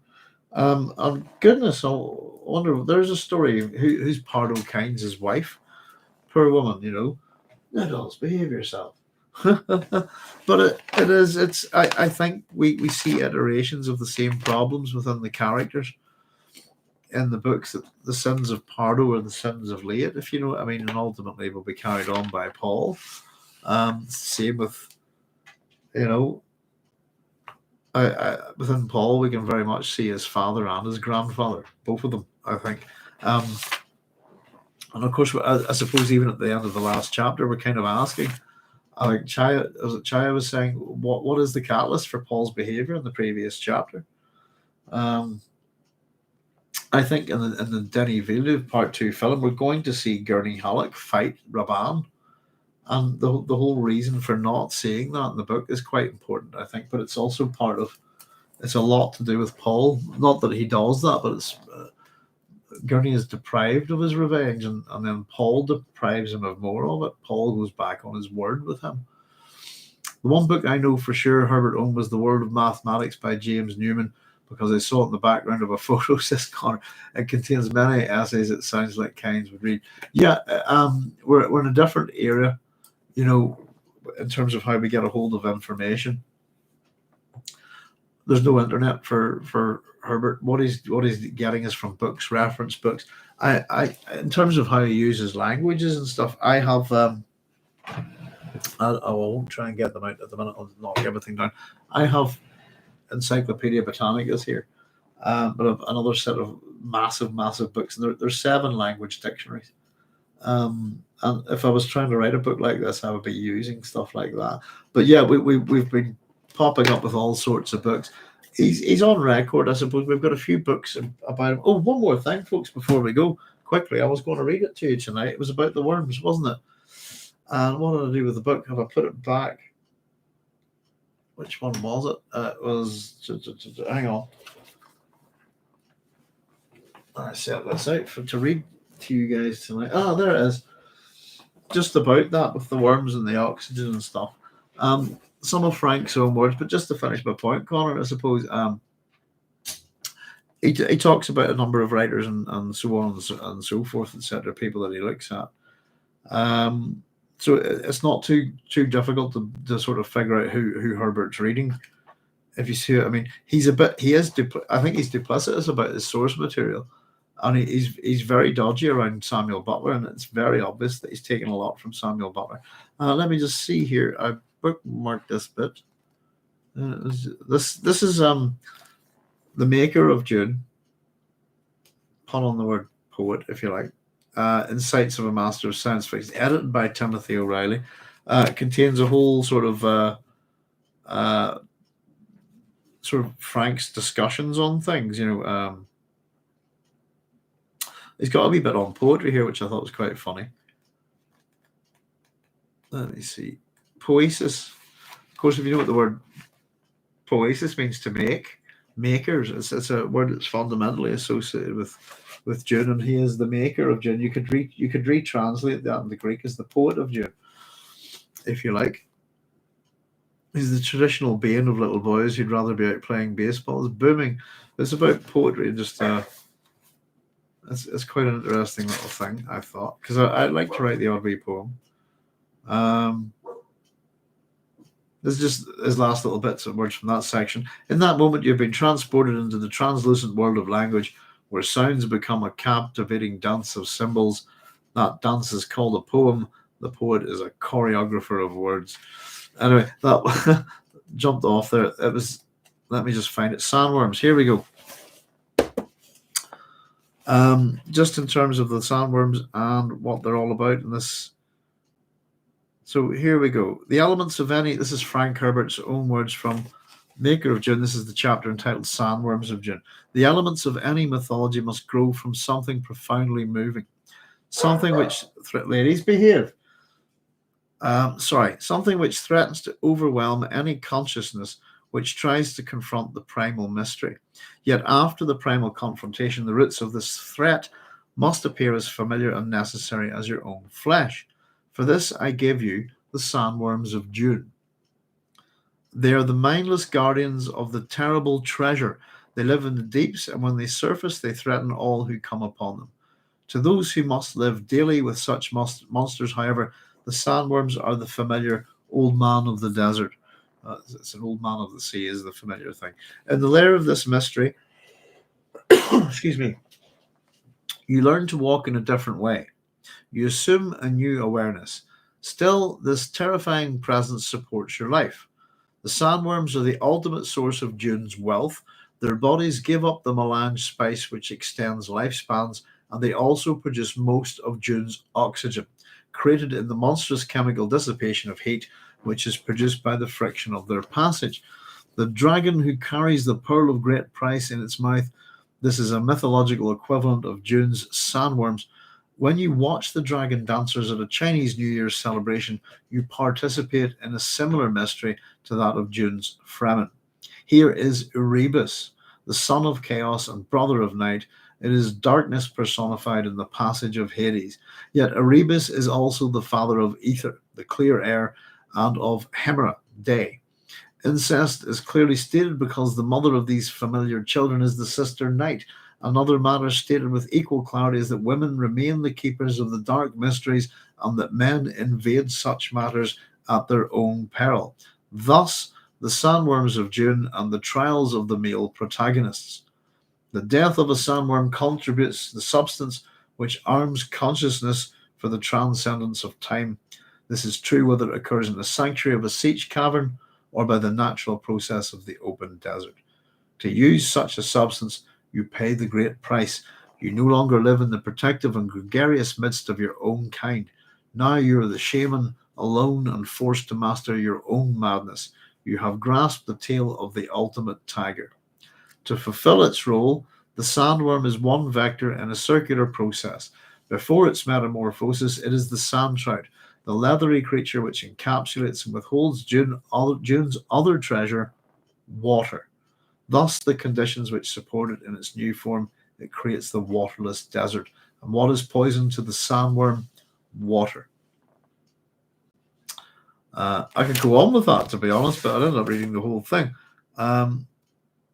But it's just a little bit about what the worms represent, what they do, and how important they are to the planet. I thought it was there we go, a rebus. Yes, indeed.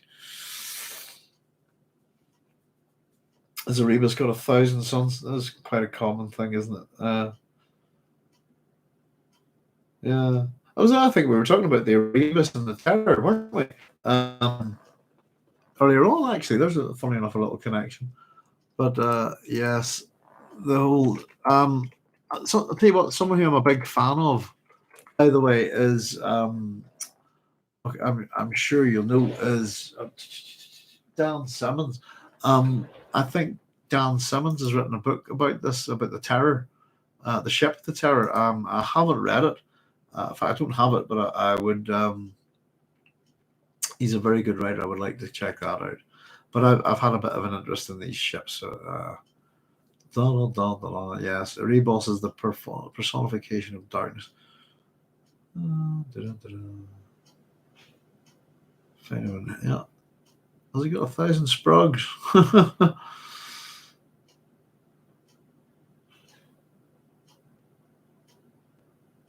Yeah. Very good. Sorry, so having a wee read there. I shouldn't be doing that.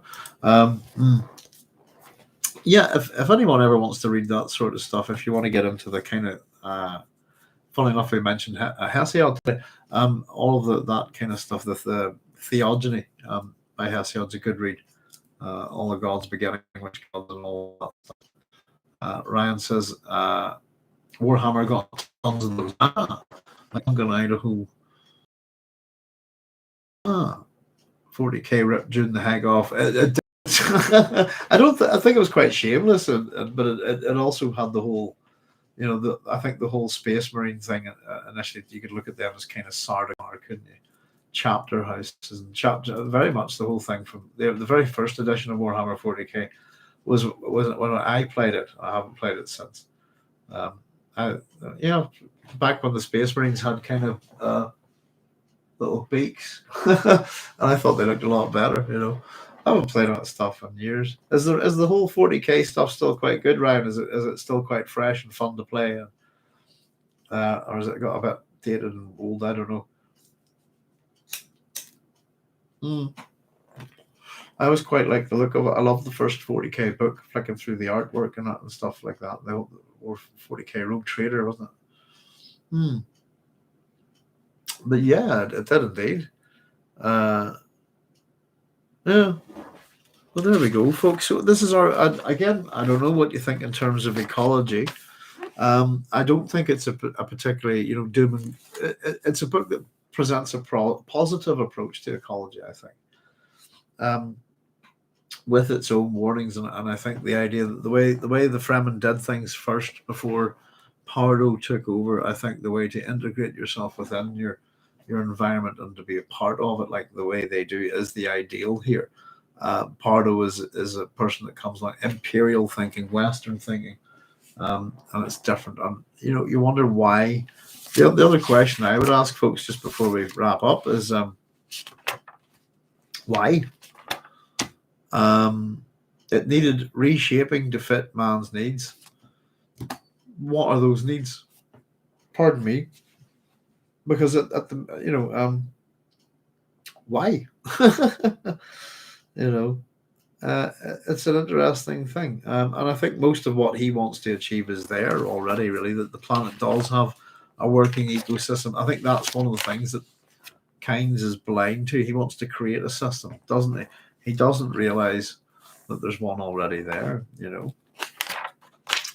Well, there we go, folks. That's the end of Appendix I, or the prologue, or the epilogue. And if you haven't read it, if you've read Dune before and you jumped off at the last chapter and thought appendices, they're part of the story, all of it. And I don't think you can read Dune properly without hitting the whole book. And you just miss out, and it gives so much more meaning. And I don't think you could have put some of these things that he's talking about at the front of the book, to be honest, because you wouldn't have the context of the story to think about them. It's part of the historical nature of the Book of Dune that it is we're being presented. I think Dune is the result of somebody writing it in the far, far future, who's collected all of these quotes of Irulan and put this together. There's some ultimately unknown omniscient narrator, but all of Dune is the novel, as far as I'm concerned, right up to that the very last entry, which is on the Zen Sunni.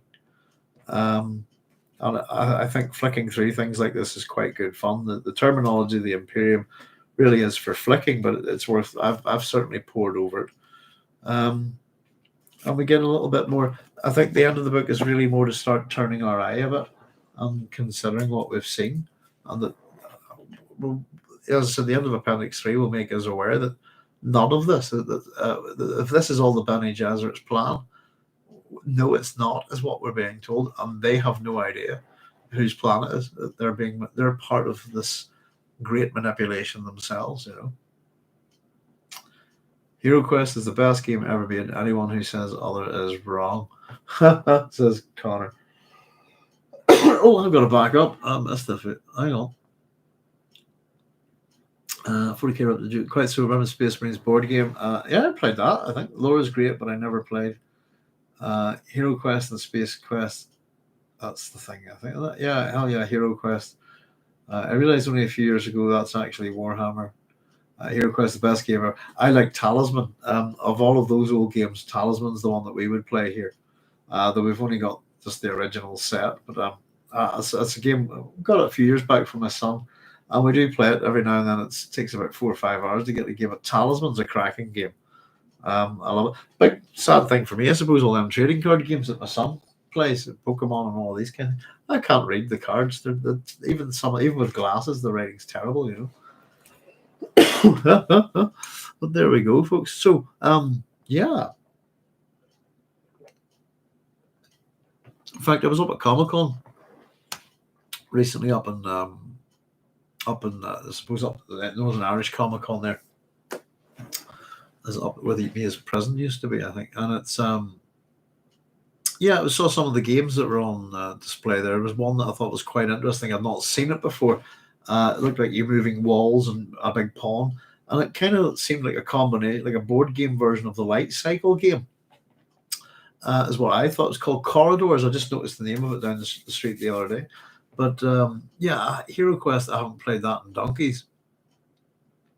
A couple of the ones that I used to play a long time ago was, I don't know if anybody remembers them, just a 10-minute chat before we go here. Does anybody remember, oh goodness, there was a Rogue Trooper board game, but Chainsaw Warrior was a good one. I really liked that. And there was the Rogue Trooper game I thought was quite good. I think Blockmania, if I'm remembering correctly. There was a Judge Dredd one.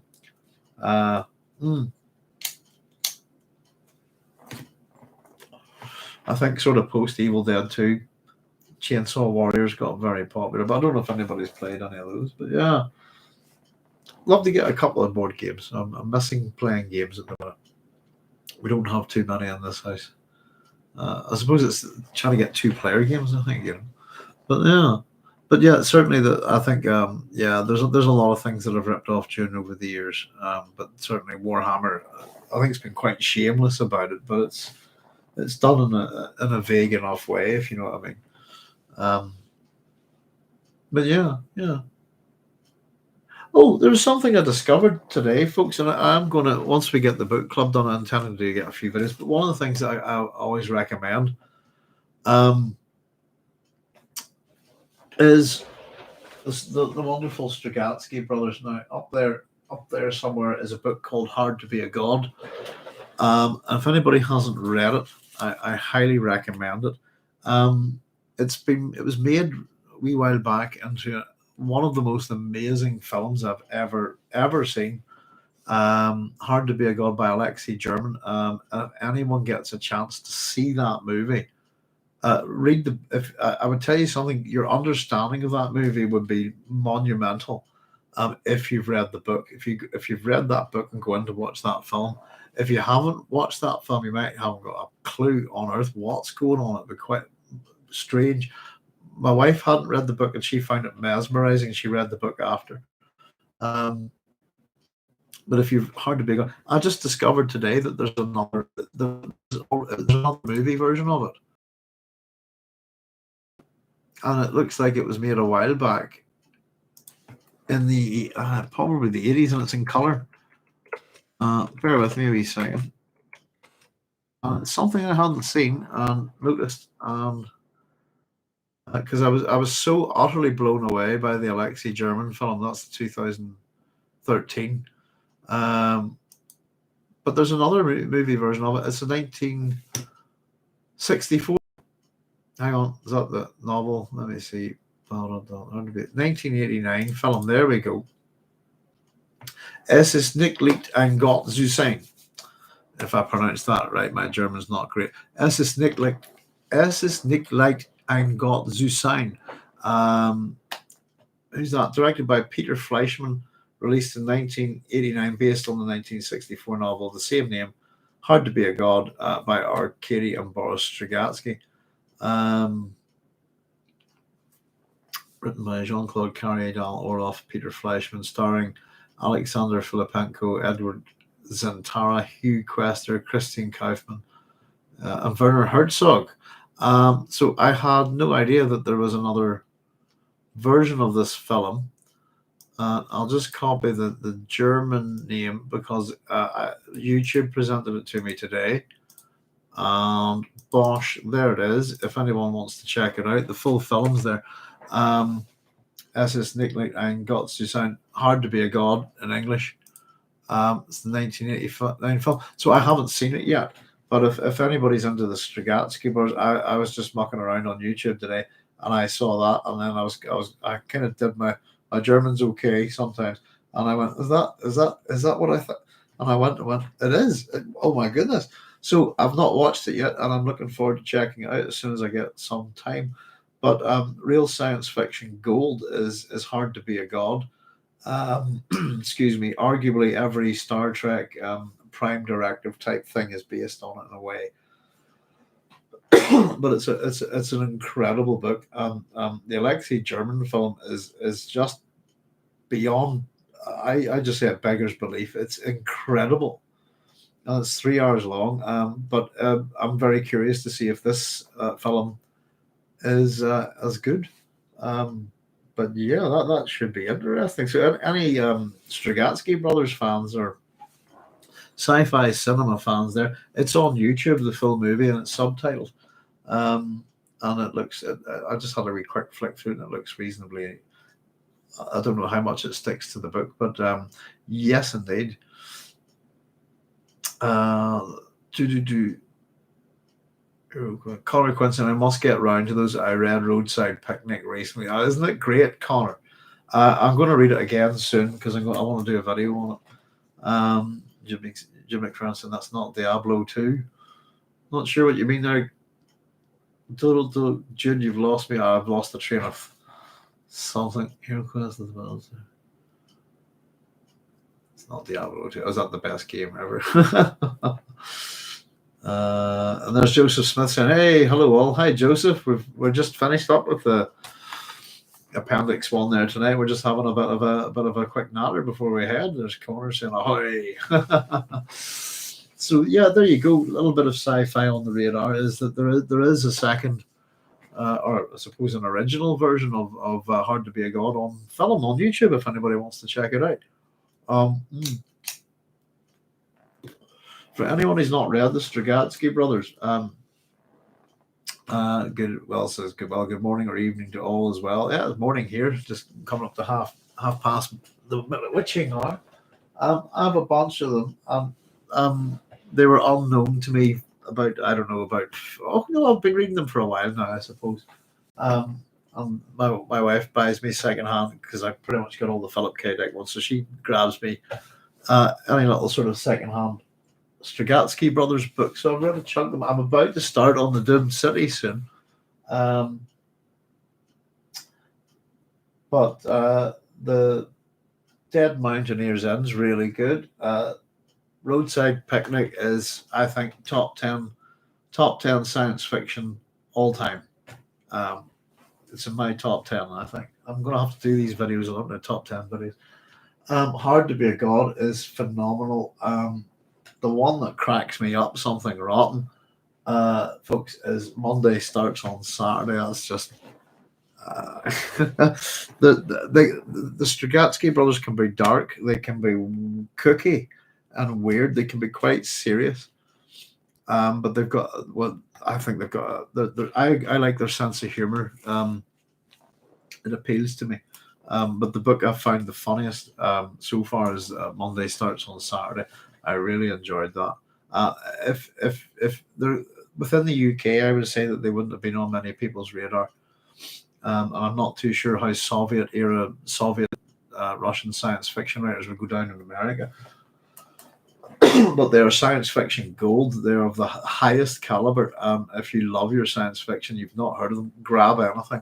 But the one I read not too long back was, I thought it was one of the more darker more serious stories. That was quite a short little book that's been released as part of these series of Penguin science fiction, Penguin classics.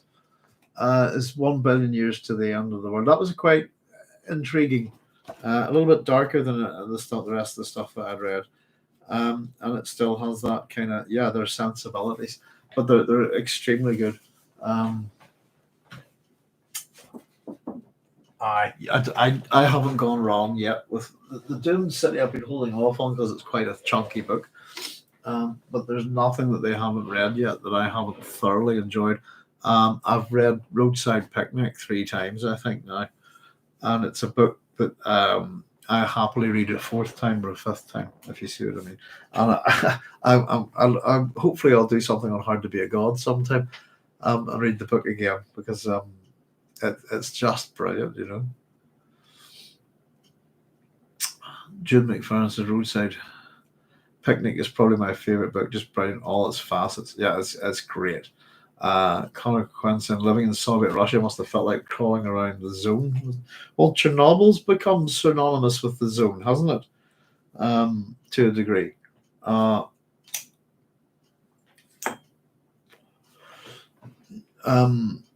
Very much so. And if you want, I've seen an analog with it. I definitely view that.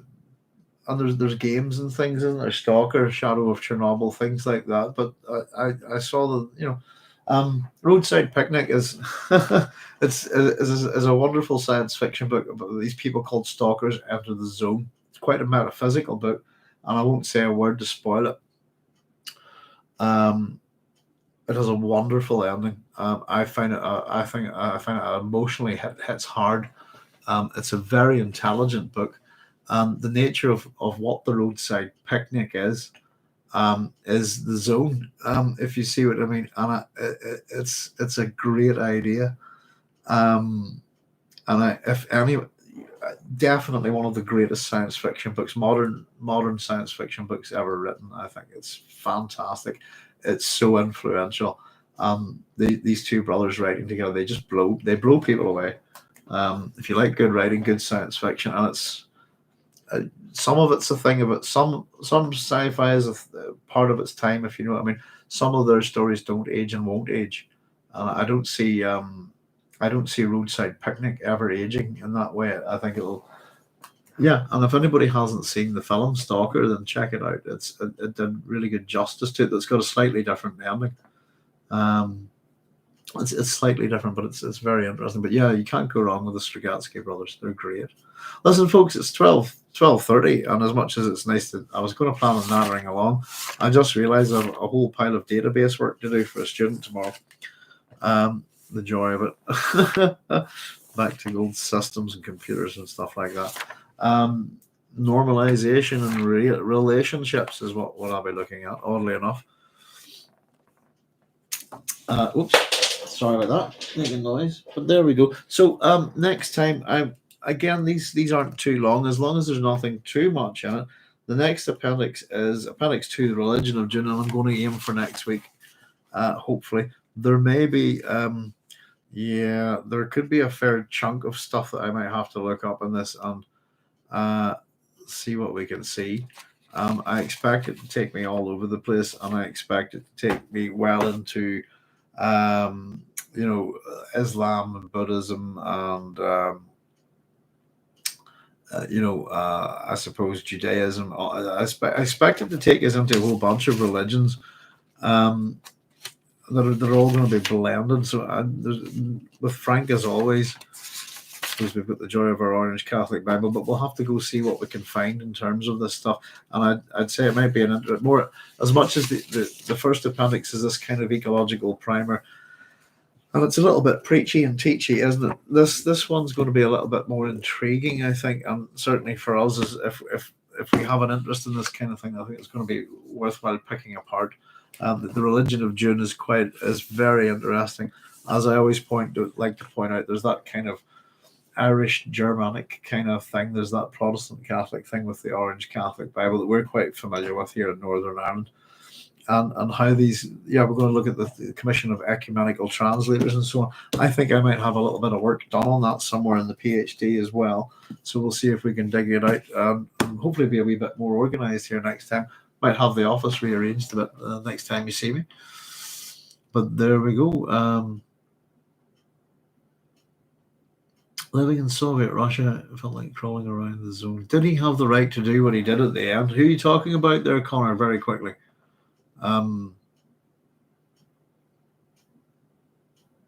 Jim McFerrin says, "Good night, Doc. Thanks for the yarn. Looking forward to the final part. Good night, everyone else in chat." No worries. I'm not sure next week will be the final part. I think that the next appendix might take a wee bit of work and a few hours to go through, but I think maybe the remaining three we might be able to deal with. Like, right. I was wondering. Thank you. Did he have the right to do what he did at the end in the book, or I don't know. It's a thing, isn't it?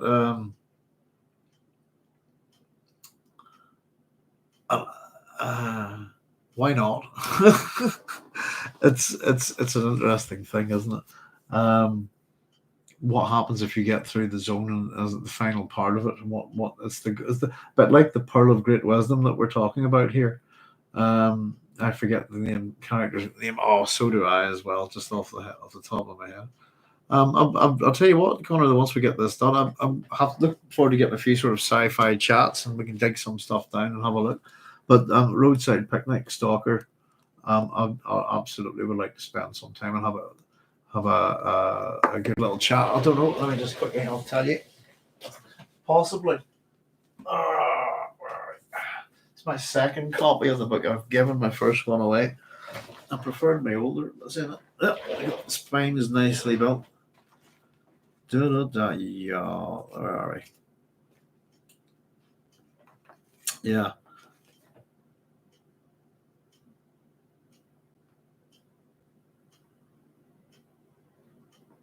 Redrick Schuart, 23-year-old single laboratory assistant in the Harmon branch of the International Institute of Extraterrestrial Cultures. Redrick Schuart.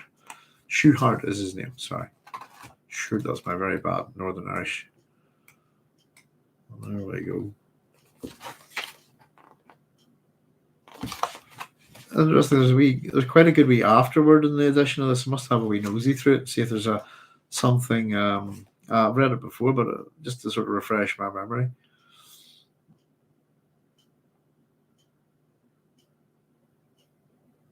I don't know. It's a good ending. I'm just looking at it right now. I don't want to, I liked it. It's not that long a book either, really. It's pretty succinct. A couple of 100 pages and you're done. Yeah. What was your gag? Go for it. Red sounds familiar. It's red. Did he have the right to do what he did at the end? I'm going to say yes.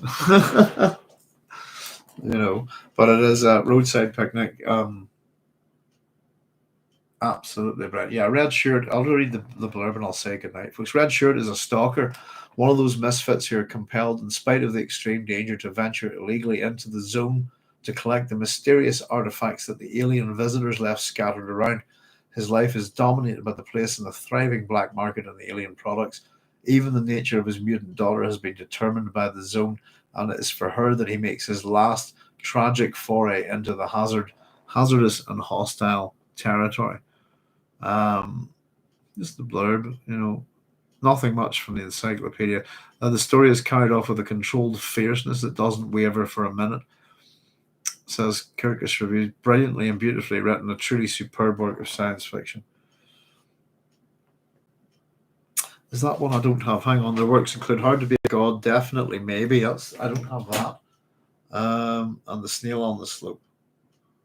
And it's the Andrei Tarkovsky film. Much of Stalker is based on Roadside Picnic. Yeah, folks, there we go. Well, listen, thank you very much, everybody, for joining us. We're still going. We're getting near to the end of this book club. It'll be a real sense of achievement, and I think we might even have a wee sort of celebratory episode where we just all pat ourselves on the back at the end of it. And as always, thank you very much, everyone, for your contributions, wee bits of insight and questions and comments, and all of it. It makes it a lot more fun for me and a lot more interesting. And as always, I learned something today. I managed to learn something every time I do this, which is something I like. So there we go, folks, and we'll see you hopefully next Thursday for the next one, Appendix II on the religion of Dune, which might be a bit heavy. In the meantime, look after yourselves, take care no matter where you are, and be safe. See you all soon. Bye bye.